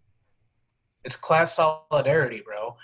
The thing about people like Kanye West is he doesn't view himself as a black man. He views himself as a billionaire first. Yeah, that's why they don't care. That's why that's why Wayne, that's why Lil Pump, that's why 50 Cent all endorse Trump. Well, for one, they don't fucking understand how tax brackets work. So there's that. That's a meme that we can go over some other day. But that's the whole thing about this is before you are anything, you're a billionaire or you're poor. That's all that matters. That's really all it comes down to. They're going to stick with their class, and that's what they're going to do. So I am pretty sure that's where Kanye is coming from with this. But even if you look at his campaign policies, a lot of them are completely like, I don't know what word I could use, insane. So I do think there's part of Kanye that does believe this, like Trump's ideas, like extreme wing ideas, which he does not understand the damage that can do to a young kid. Yeah, because that's the age that you can get sucked down that fascist pipeline, and then your whole entire life is ruined. So Oh, yeah, he really needs to. Someone needs to like tell him to pull back the reins on the stuff he says in public because it can be very damaging. And I feel like that's what his label's trying to do by saving face, but I feel like they're just so disconnected at this point because Kanye really has just become his own entity. Like he's made it very clear he's not tied to a label at this point. He really kind of cuts ties with good music. Like he's barely working with those good music artists anymore. And at the same time, what? He did nothing for the Big Sean album. Like, yeah, he nothing. was so heavily involved with his past work, but this one he was like barely an executive producer. Which I mean, maybe it's for the best. Because, like Big Sean hasn't had an album this good in a while since. I mean, his last good album was Dark Sky Paradise, and that was Detroit 2 was his best album, I think. Detroit 2. I think Dark Sky Paradise was his last like great effort before this new album, because it did have that Kanye touch to it. It had that soul. It had that depth of production, and it had that weight that Kanye is able to get when it comes to features. And he just gives it all to Sean, and I kind of miss that Kanye putting on for his label, because like you didn't just have to wait for Kanye back then. Like you could wait for anything Kanye was involved in and still hear his like influence. You don't get that anymore. You really don't. Yeah. Like even back in 20, I get a sense of when he was doing all those 7-track albums, like Daytona was magical. Like production and Pusha T's bars were the perfect combination. And now where's Push? Where's Push right now doing Clips reunions on fucking Jesus is King? He hasn't put an album out since then. Supposedly has an album with Madlib. So I mean, everybody's got an album with Madlib. Yeah, I know, that's the thing. Is it going to see the light of day or not? I feel like that one is more likely to, based on just what I've heard around the project. But you don't ever know. So I saw Todd in my chat window. Todd, I need you to talk so you actually show up on the screen when you put that up. Oh, good album. But what I was trying to say earlier is throw it up again so you can get it on cam. I think I get like a sense of isolation when it comes to Kanye. You know, like he's just so isolated from everyday people. He's just with his rich family, and he doesn't understand how the world works anymore. Like, I don't even know him personally, and I feel like I get that vibe. Yeah, he lives in Wyoming. You were talking about the billionaire. There's nobody in Wyoming. Like throughout, nobody lives in Wyoming. Yeah, nobody lives in Wyoming. But you were talking about the billionaire thing, like that really does like go to his ego when it comes to, I own this big ranch, I have all this stuff on my land, I have my family on this land, I have all these famous people coming. Feels like, you know, just like the $1 Million Club. And I really found it kind of sickening, because Kanye is somebody who has never really had an appreciation for people in power, or like with power from wealth in the past, and that's like kind of a driving base behind his first 3 albums. And I mean, Graduation, it kind of takes that sense of grandeur and, you know, like fame and money, and it does popularize it, but the soul roots and his integrity was still there. But with the Joe Rogan podcast, I just don't know who I'm looking at anymore, because like half the sentences started with "as a billionaire," like it's just like Kanye has to throw that out now. I'm sorry, I keep trying. No, you're good, bro. I wanted to get the billionaire point out, because like it really did make me sick to my stomach to just sit there. I mean, I'm happy for Kanye. I'm happy he's had this much success. I'm happy he's made this much music. I'm happy he has a great family. Yeah. But at the same time, like when you're talking from a place of heart, you can't really relate to your audience or the people around you if you open your sentence with "as a billionaire, I can do this." Okay, but as a billionaire, can we do that? Because we're not billionaires. Like Todd was talking about how he's teaching his children. We're not billionaires. How are we supposed to do that? Exactly. Yeah, like we can't be self-sustainable. But do you remember when Kanye West went on national TV and said George Bush doesn't care about black people? Remember that, Kanye? Now we have the Kanye supporting the guy that doesn't actually care about black people. Yeah, because he cares with everybody now. Like 50, Lil Wayne, freaking Kanye, like they're all coming to Trump's side, and it's like the billionaire club for them. Exactly, and it's disgusting. And honestly, like to me, it's like one of those lines you don't cross, because that affects millions of people's lives, and it could get a lot of people hurt and killed. So it's honestly an entirely dangerous, toxic thing. So I really wish that wasn't happening. If Kanye was his own person, that's now off of it. listen to Kanye that loved music, loved making music, loved being a part of the music community. Yeah.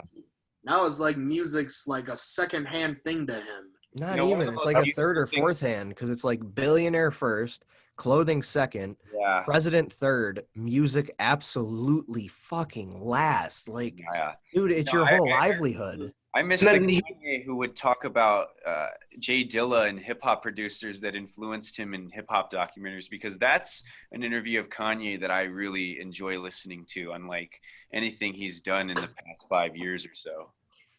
Yeah, it really does. Like, it goes to show the progress of his career.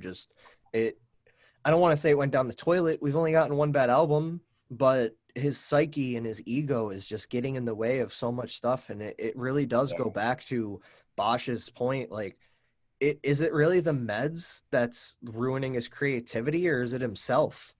Is it himself getting in the way of himself and just trying to use his meds as a scapegoat? I feel like he's a lot like Trump in the sense where he just functions that same way of trying to constantly boost himself about himself and nothing really beyond that. And when it is beyond that, it's still about him.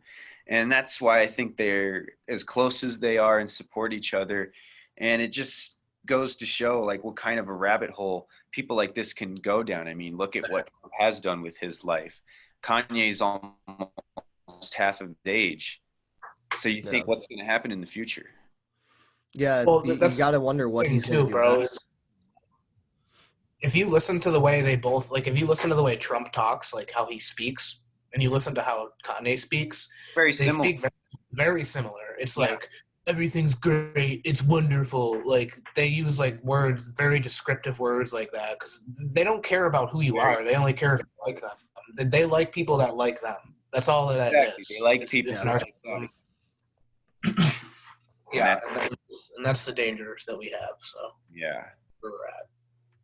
Anybody else got any more comments on this on the Kanye topic for this week? Any different news? Any views on the podcast? Bosch, you got anything else? I think I'm good. I just really wish Kanye would release music again, because This in the Blood gave me so much hope for a great new album and a great new era. And now I don't know if we're ever going to get an album from him again. Yeah, that's the sad reality of it. Yep. So I don't know. Maybe come out of it, dude. We can only hope. You know, I feel bad because like he's a victim, and like the people in that Kanye group are all enablers. They enable that behavior because they think it's funny. Mental illness is not funny. Like it's not. It's not. I mean, I've laughed at his rants and stuff before, but it's not like I don't think like people out there like when he was doing those presidential rallies acting like he was like, oh, we based Kanye, that's Chad energy. Like, no, it's fucking not, guys. Like, come on. Like, you're a fucking adult. Yeah, it's ridiculous. So I want to transition to our last topic. So we're recording this the day before Halloween. I'm hoping to have this out at least a day or two after Halloween. Maybe even get it done tonight and release it on Halloween as a special. Let's close out with something completely non-music related, just something to, talk about. What are you guys watching this month? Anything good? Anything that stands out? Any movies that scared you, got you interested? Put a spin on the classic horror formula. Anything that was completely awful, just put it out there. I've watched so much stuff this season just to try to get more, information and more of a taste for horror and, all that good stuff. Yeah, I watched the Japanese classic horror film House about a month ago. And I just love how, especially with Asian films and Japanese films, how they like to play with surrealism. And in House, it's like everything is so normal, and then all of a sudden there's a severed head like flying out of a gutter. And it's just all like crazy shit like that. And I love how it just is wild and like keeps you on your seat. And it's thrilling, almost kind of like an Evil Dead kind of thing, but it's not as like relentless, which is what makes it just so just interesting to feel like you're part of like this community that's like getting basically severed by some weird demonic force that you're like trying to uncover in these different images of your friends being possessed. And things like that are always pretty neat to me. I just like playing with surrealism, and I tend to like gore and things like that. It's not like a very gory film, but just like things like even with how tongue in cheek and weird it can be, like with severed heads, and like in Evil Dead, there's like Evil Dead 2, there's like a scene where like this woman has a severed head and she just like rolls off her arm, and then it rolls back and pops onto her head. It's just like, I love crazy weird shit like that. Oh yeah, that's where my love for horror comes into, is when you can really take it and flip it on its head, and not only cause this sense of suspense and horror inside of you, but also this sense of just being impressed overall. And I think one of the movies that does that great for Halloween, I wouldn't necessarily call it a Halloween movie, I wouldn't necessarily call it a horror movie, but The Lighthouse is something that, while I haven't gotten to watch it this Halloween yet, I'm hoping to get it in tonight. So, it's after midnight. Halloween's tomorrow, bro. Like, it starts. It's on. Yeah, it's on. I've been saving The Lighthouse for tomorrow, and Beetlejuice as well. Lighthouse. Midsummer. Yeah, Midsummer. I watched Midsummer so many times. I don't even need to. I watched it like 2 months ago. I bought the director's cut and had to watch it. Oh. Dude, that would be a great movie to do, like a group showing of with you, Nick. Have you guys seen The Witch? That's another one high on my list. Yo, Todd, pull it out. Oh shit! Hold on. Todd got a witch tattoo. It was his first tattoo, and he got it this year. Oh shit! The Witch is one of my favorite horror movies of like the 2010s. So. Yeah, no, it looks tremendous. Take it off, big boy. Yeah. Got Black Phillip. Oh fuck! Yeah. Todd, speak up a little bit more so you show up on cam. Yeah. Black Phillip.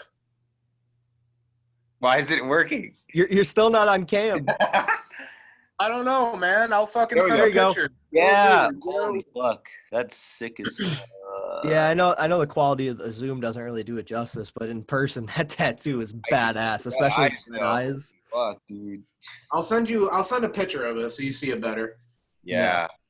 I think I have that same flannel jacket that you're wearing. I have like the exact same colored pattern shit. So yeah, Which one? Great. The movie. yellow or the black one? No, the one you have. Oh, yeah. Which is one of my favorite movies of the 2010s. I fucking love that movie, bro. The Lighthouse. That was the same director, wasn't it? Yes. Yeah, Robert Eggers. Yep. I get those two mixed up. The guy that did Midsummer and Ari Aster. Robert Eggers. Yeah. Yeah, Ari Aster and Robert Eggers are, while they're not similar in their craft, the way they go about screenwriting and just putting together a film is very similar. What do you guys think of Yorgos films like Killing of a Sacred Deer, The Lobster? Never saw. Dude, they've been on my list for so long. I just haven't gotten around to it. I would watch Killing of a Sacred Deer tomorrow because it's just so creepy and weird, but it's just okay. Probably my favorite of his, honestly. I've been looking for movies that deal with a more like psychological effect for horror because I've just been caught in such a bad loop of horror movies. There's some funny ass shit. I highly recommend you watch Killing of a Sacred Deer. Oculus. That's like a WWE Studios movie that I actually really liked. I was surprised I liked it. What was it, Oculus? It's like about a haunted mirror and shit. It's pretty. I saw trailers for that when it came out. I never checked it out though. Yeah. Bosh, you watching anything specific? Not really. I'm not really a film nerd like the rest of you guys are. The most things I've been watching are YouTube videos and podcasts, to be honest. I can't doubt that. But what podcasts are you watching? What is besides this one? No. Yeah, I'm definitely listening to a lot of 85 South Show. They're a podcast that I mentioned before that I really love. I've been watching a lot of Song versus Song hosted by a YouTuber called Todd in the Shadows. He's really awesome, and I really like his podcast. And let's see what other podcasts. You ever watch Your Mom's House with Tom Segura and his wife? I do not. That's a pretty good podcast. I started watching it this week. I would definitely recommend it. It's pretty funny.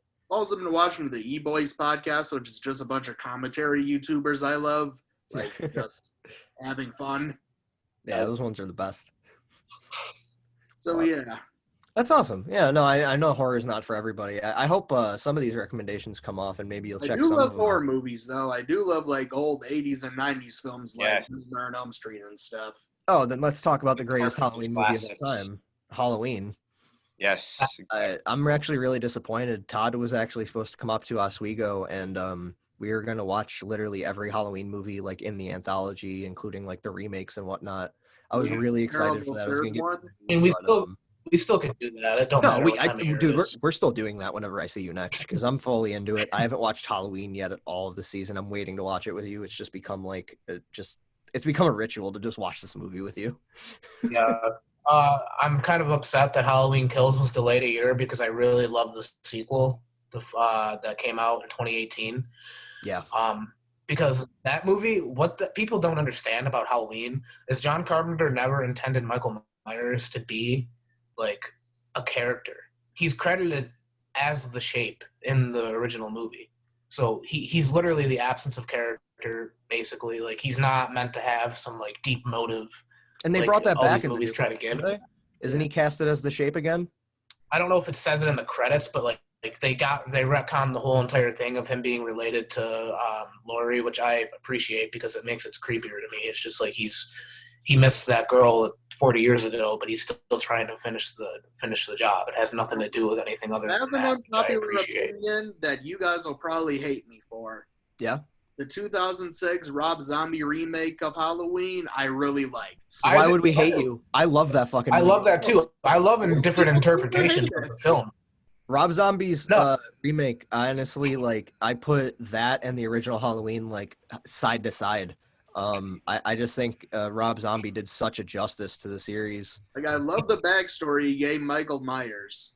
Yeah, dude. I appreciate different interpretations of the story. That's what I'm like. That's completely fine. So and I do love the movie. Rob Zombie's humor in that movie is like on point. Bitch, don't make me Carl over there and skull fuck the shit out of you. Me and Todd have been referencing that for years. The only thing about that, it was like Michael was like a fucking Frankenstein. I thought they picked an actor that was a little too large. I was like, come on, are you serious? Like this guy's like 8 feet tall. He was in an asylum his whole life. Like he's been lifting. Yeah, they chose large like Maine Wayne. Yeah. But Rob Zombie's Halloween's not bad. House of a Thousand Corpses though. Devil's Rejects, good fucking movies there. Those are movies I've also been waiting to watch with you because the only one I haven't seen yet is what was the first one? Devil's Rejects? Yeah, no, House of a Thousand Corpses, Devil's and the only Rejects. one I haven't seen is Devil's Rejects because I saw 3 from Hell with You, which, by the way, that was a great closer to that series. I mean, it's not really horror-based, and it's not really the same roots of the story, but I like the way each character's story ends finally, and I think they all get a really good ending. I am Satan, motherfucker. I am Satan. It's just that classic Rob Zombie horror humor that he brings to the table that it just balances the light with the dark perfectly. I wish there were more movies that were able to handle that, like Scream. I've personally never seen Scream. Really? But I was looking into it this week, and I didn't know that the movie's whole thing is that it's self-aware of itself. Yeah, and I didn't know that the literal line of the main character that's like her standout line is not in my movie. So now I'm like real curious to watch this. It's one of my favorite movies of all time. Really? Yeah. Okay, I'm checking this out. My favorite horror movie. I'm definitely checking this out because I've had it on the back burner for so long because it just looked goofy and I didn't know if it was supposed to be serious or not. Because like you get those movies like Scary Movie that have parodied that movie out the ass, so I thought maybe like they wouldn't parody a movie that's already a parody of the genre, but I guess that makes sense in a way. Or like a was the most acclaimed genre. Like it's still a great horror movie, a great slasher, but at the same time it's self-aware and it like pokes fun at common horror movie tropes and just makes because horror movies in the past like take themselves so seriously and Scream's just like there's so much goofy stuff about horror movies that if you're ever in an actual situation with a serial killer, here's how you could like get out of that situation based on the rules of horror movies. Okay, that seems way more interesting than what I had pegged it for.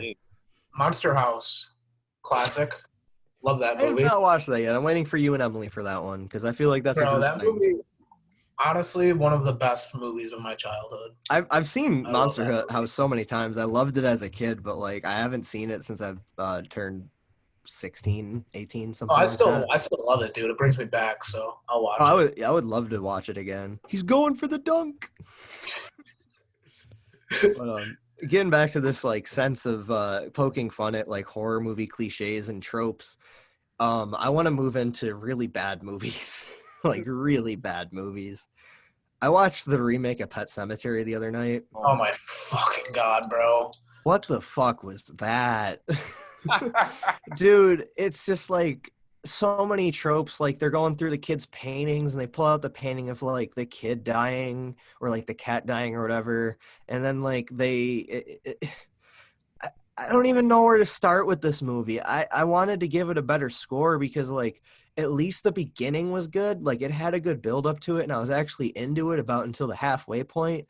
But when they actually go to bury the cat and you see where they're burying it, that looks so awful. Like the place that they ended up CGIing just looks awful. Like Emily pointed it out to me when we were watching it. When was the last time you walked through the woods and smoke was coming out of the ground? Don't worry about it, bro. Yeah, like it doesn't happen. I'm with this new age of horror movies being grounded and realistic and actually playing to fears that people have outside of just the classic slasher versus haunting. I think Pet Sematary really drops the ball, especially in comparison to Doctor Sleep. I know there's some like mixed opinions on that movie, but I wish there was more stuff like that. I really love that movie, and it was one of the big surprises this year because I've been putting it off and I've also been putting The Shining off for so long because I had never seen that before this month. Shining's probably my favorite horror film. Yeah, after watching it, I am going to completely agree because I had seen bits and pieces, and that's why I wanted to wait until I was an adult that could comprehend film theory before I could watch it. This year, I finished up 2 film theory classes. I'm a film student, so watching The Shining just felt like a guaranteed have to this month. Because I bought on 4K The Shining and Doctor Sleep like set together and just figured it'd be a good night. That's the thing about Pet Sematary is there's a deeper narrative to that story. But it doesn't get touched on at all. But the movie is so dog shit, and that's the thing about The Shining. Like Stanley Kubrick, like that book. The book is better. Like a story. Like I'm not trying to say that the book's better than the film. Like I love The Shining. It's one of the best movies ever made, in my opinion. But what they left out from the book, they made up with actual good fucking filmmaking. They didn't do that with Pet Sematary. Yeah, and that's it's what like you The get Shining with is like and it's like I know Stephen King was upset with how much he left out of the book, but I mean he did sell the script to him, so that's his fault for doing so. Yeah. So whatever, Stephen King. But Pet Sematary, like not good. So I really wish they never made that movie. Oh, also in the new Carrie, that was bad too. That I haven't seen yet. I saw the old Carrie, but not the new. I mean, it's not as bad as Pet Sematary, but it's not like good. It's like mediocre. A movie I'm hoping they never adapt. Remake of that movie. What? That's like the second or third remake of Carrie. Oh, really? No. I didn't know there was another remake.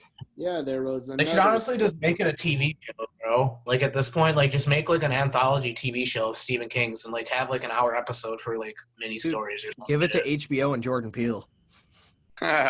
With Lovecraft Country, I cannot say anything without spoiling that show. I was surprised that you liked Us more than Get Out because I thought the ending to Us was so predictable. I saw it coming from the second I started. I thought the whole premise was kind of generic. I mean, really? Yeah, like the ending was literally so generic. It was the safest ending you could have done. Did you guys look into it after you finished it? Like Jordan Peele's like reasoning behind it, where he has this fear of doppelgangers and like. If you ever saw somebody like standing across from you at a train station, like that literally looked like you, it would cause this feeling of who is the real you. So like when taking that ideology and like watching the movie at the same time and like looking into it while I'm watching it, I think that's what elevated my enjoyment of it. Because when I watched Get Out, I didn't look into it at all until the end. But Us was just like, it was confusing in a good way, like how Midsommar and stuff is, but I definitely preferred Us because you say the twist is predictable, but I think I was so entranced by the filmmaking and the story itself. I never actually thought the movie was going to leave the summer home. I thought that maybe it was just going to be like a haunted house movie, but I really, really liked the ending and like how these people, they come up to the surface, they murder, but really their only goal was to be seen. And that's why they do that arms across America or arms across the world thing. or hand-holding across the world is they've just been put in the dark for so long that they need to be seen because they were a government experiment and they feel left out. I like that concept, and the twist of I don't really want to give it away, like the two women that are in the movie, but that twist, I did not see it until the last 10 seconds of the movie. Like, until they actually reveal it, I was on the edge of my seat, and I think that's what led to me enjoying it so much, is I was completely in the dark in that aspect. And I definitely think Jordan Peele is somebody who gets better with everything he does, because while I think Us is better than Get Out, I think Lovecraft Country is better than either of those things. I don't know how much you guys have watched it, but Lovecraft Country is definitely one of the best shows on TV right now. I haven't watched it. I definitely recommend it. Dude, I suck. I can't watch it, dude. I suck. Dude, you don't? Okay. I want to.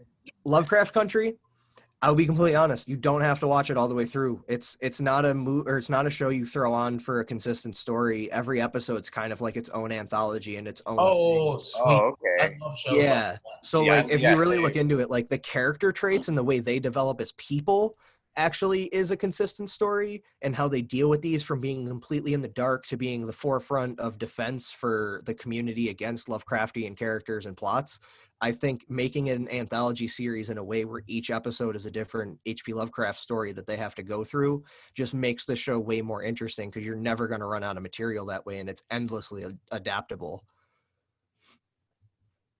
Like right off the first episode, you got these weird vampire things, and they're not like they're. Nick, have you seen the first episode or? Okay, so the first episode, I'll just go into it real quick. They're looking for the main character's dad, who has a map of Lovecraft Country with all these locations marked in it, of like all these different places that have these events that are happening, and people are disappearing or things are happening.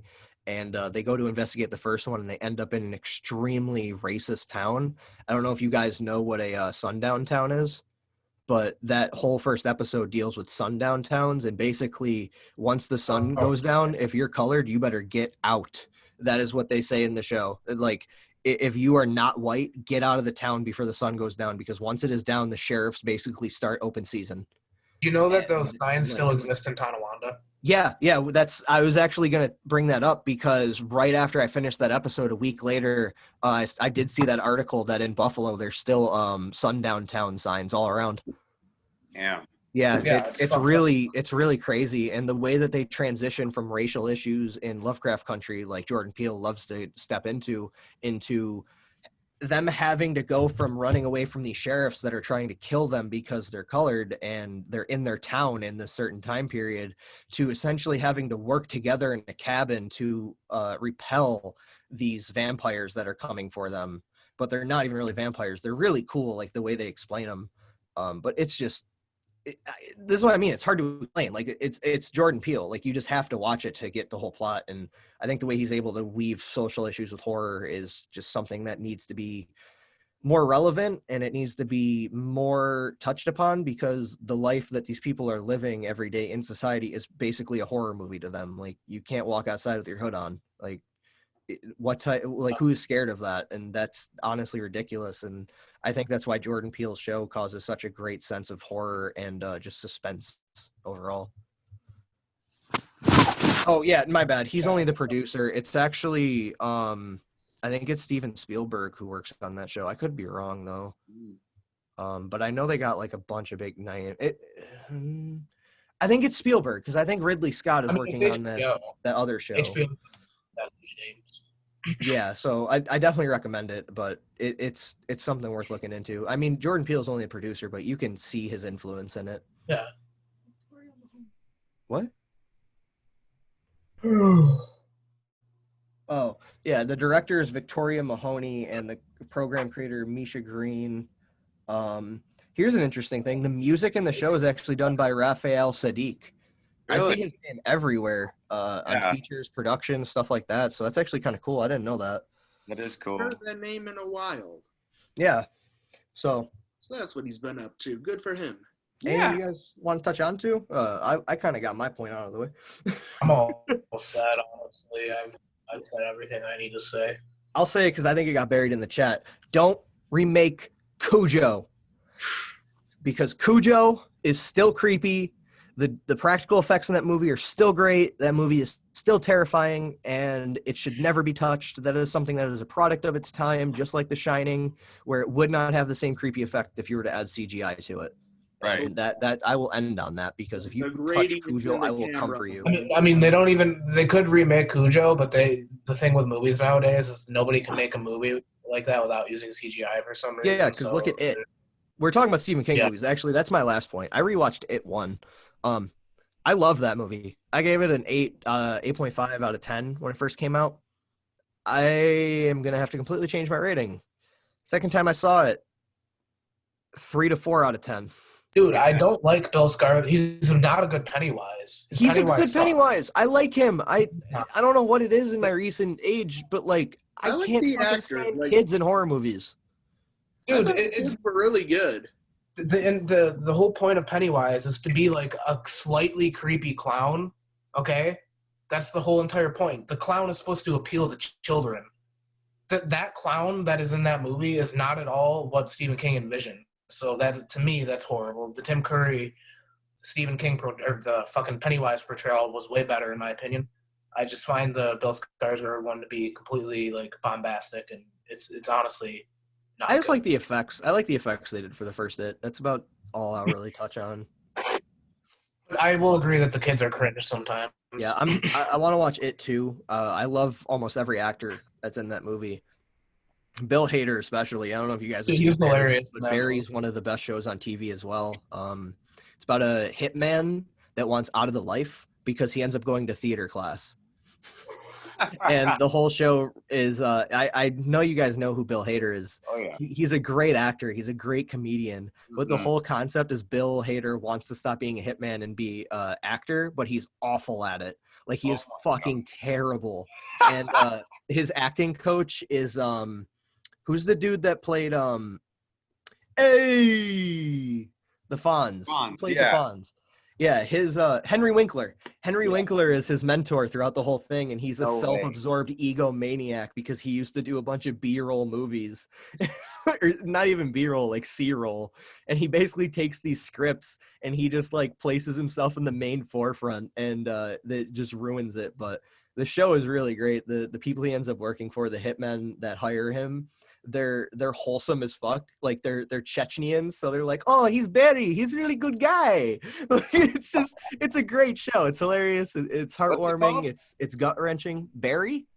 It's on I think it's on Showtime or HBO. It's on HBO. A great show. Nice. But Bill Hader's my favorite part of It too, and I think James McAvoy also does a great job in It too, but it's just the kids. The kids do it for me in the first It. I cannot finish that movie anymore. They become so insufferable, and it's just because I don't want to brag like the Rick and Morty thing, but I'm just a smart horror movie watcher. Like I don't want to watch a bunch of morons go into a sewer and then run out screaming, and then they're like, we should do that again, but let's bring in a stick. It's like they're like, oh, we're gonna go fight this interdimensional demon, but like, do you mind if I bring my Nerf gun? But yeah, it is something that should have never been remade, in my opinion. I've never seen the original, but the remake is that movie originally took place during the 50s, and the fact that they changed it to the 80s made no sense. I don't get why. It was Stranger Things hype. It was Stranger Things hype. It came off the back of the 80s Stranger Things aesthetic. People were loving the music. They were loving the environments that they were placed in. It's honestly a product of its time when you talk about why it was influenced that way. Yeah, but there was a civil rights undertone of the original It that they left out. Yeah, which is disgraceful because there is a lot of racial tension when you do get to the minority character, but they don't really touch on it further than a few scenes, and it really never progresses or goes anywhere. That's what I'm saying. Like they leave out the good parts of these fucking books. They don't make up for it like Stanley Kubrick did. They don't do that. And I love Kubrick because he's an asshole. And like the more I read into the production of The Shining, the more I love him, because like the simple things where he was deliberately trying to piss off King, where it's like the buggy was actually yellow and then the snowmobile was actually red, but in the movie the snowmobile's yellow and the buggy is red. It's just like he does these things just to fuck with King, and I think it's hilarious.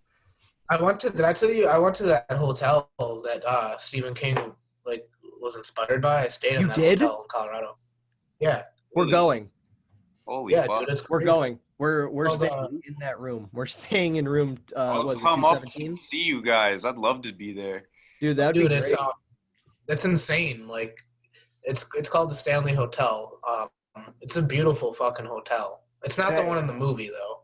And it'd be awesome. The movie is not the right. It would be awesome to stay in room 217 because, like, while I was watching the movie, I actually learned they only allow you to stay in that room for one night. Oh, did you guys ever watch the miniseries TV show that Stephen King did about The Shining with Steven Weber and shit? No. When I come up, we'll watch that because it's like his interpretation of how it should be. All right, yeah, that'd be awesome.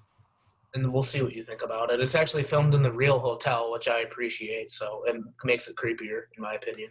Yeah, but it's got that like CGI shit in it. Besides that, though, it's not bad. It's more Jack, and that story is more human. Like his descent into madness is more clear. That would, he's not a psychopath. I would like that because Jack kind of from the beginning is a psychopath. Like even when he's given the job, he's sitting there like he has that cold. Yeah, exactly. Yeah, like in the book, like he's not like that in the book. It's like he's a normal guy in the book, and then he just descends into madness. Yeah, and I got that vibe because you let me borrow the book. I still have to give it back to you. But in the first few chapters, like, yeah, Jack is a normal dude, and it just seems like a normal family moving into a hotel. And then I never really got past that point, but now that I've seen the movie, I think I will because I just didn't want to spoil the movie. Right. But yeah, I think The Shining is like the peak of horror, and it's probably still going to be the #1 horror movie of all time, like to the day we die.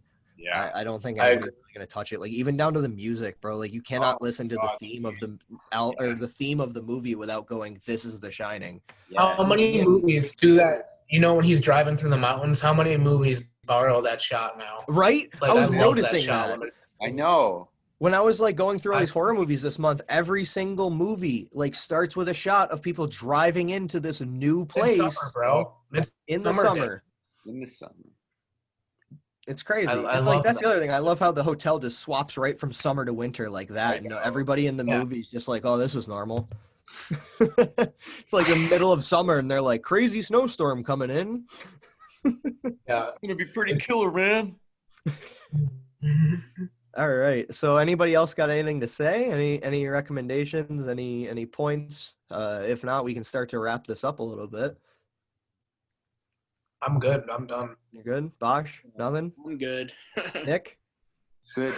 All right. So I think this was honestly one of our most successful podcasts. This went really smooth, and I think the conversation was very interesting. Yeah. Definitely, I really did enjoy the bit about horror movies because that's film nerd. But yeah, thank you guys for tuning in. This was the 3rd episode of Let the Record Skip. Make sure to comment below with any topics you would like us to talk about in future episodes, maybe some questions you have for us, anything that you want to recommend to us to listen to and maybe talk about in the podcast. We would love to do a full fan interaction episode where we just answer your guys' questions and listen to what you guys want us to listen to. We probably will do it on a week where nothing really important releases. But yeah, let's start getting those comments in. Make sure to like and share the video, and the more people we get commenting, the more content we'll be adding on. Make sure to check out our last video. It should be on the channel. I'm going to put it at the end of the video, but we did a mock verses with a bunch of different hip-hop artists and R&B artists, and that was honestly a really fun episode. So like, share, subscribe, all that good stuff. And this has been the 3rd episode of Let the Record Skip. We're your hosts. I'm Austin. I'm Jake. Nick. Todd. The theater thug. the theater thug. The theater thug. And we are signing off for this episode of Let the Record Skip. Peace out. Peace out. I'm going to do the YouTube outro thing.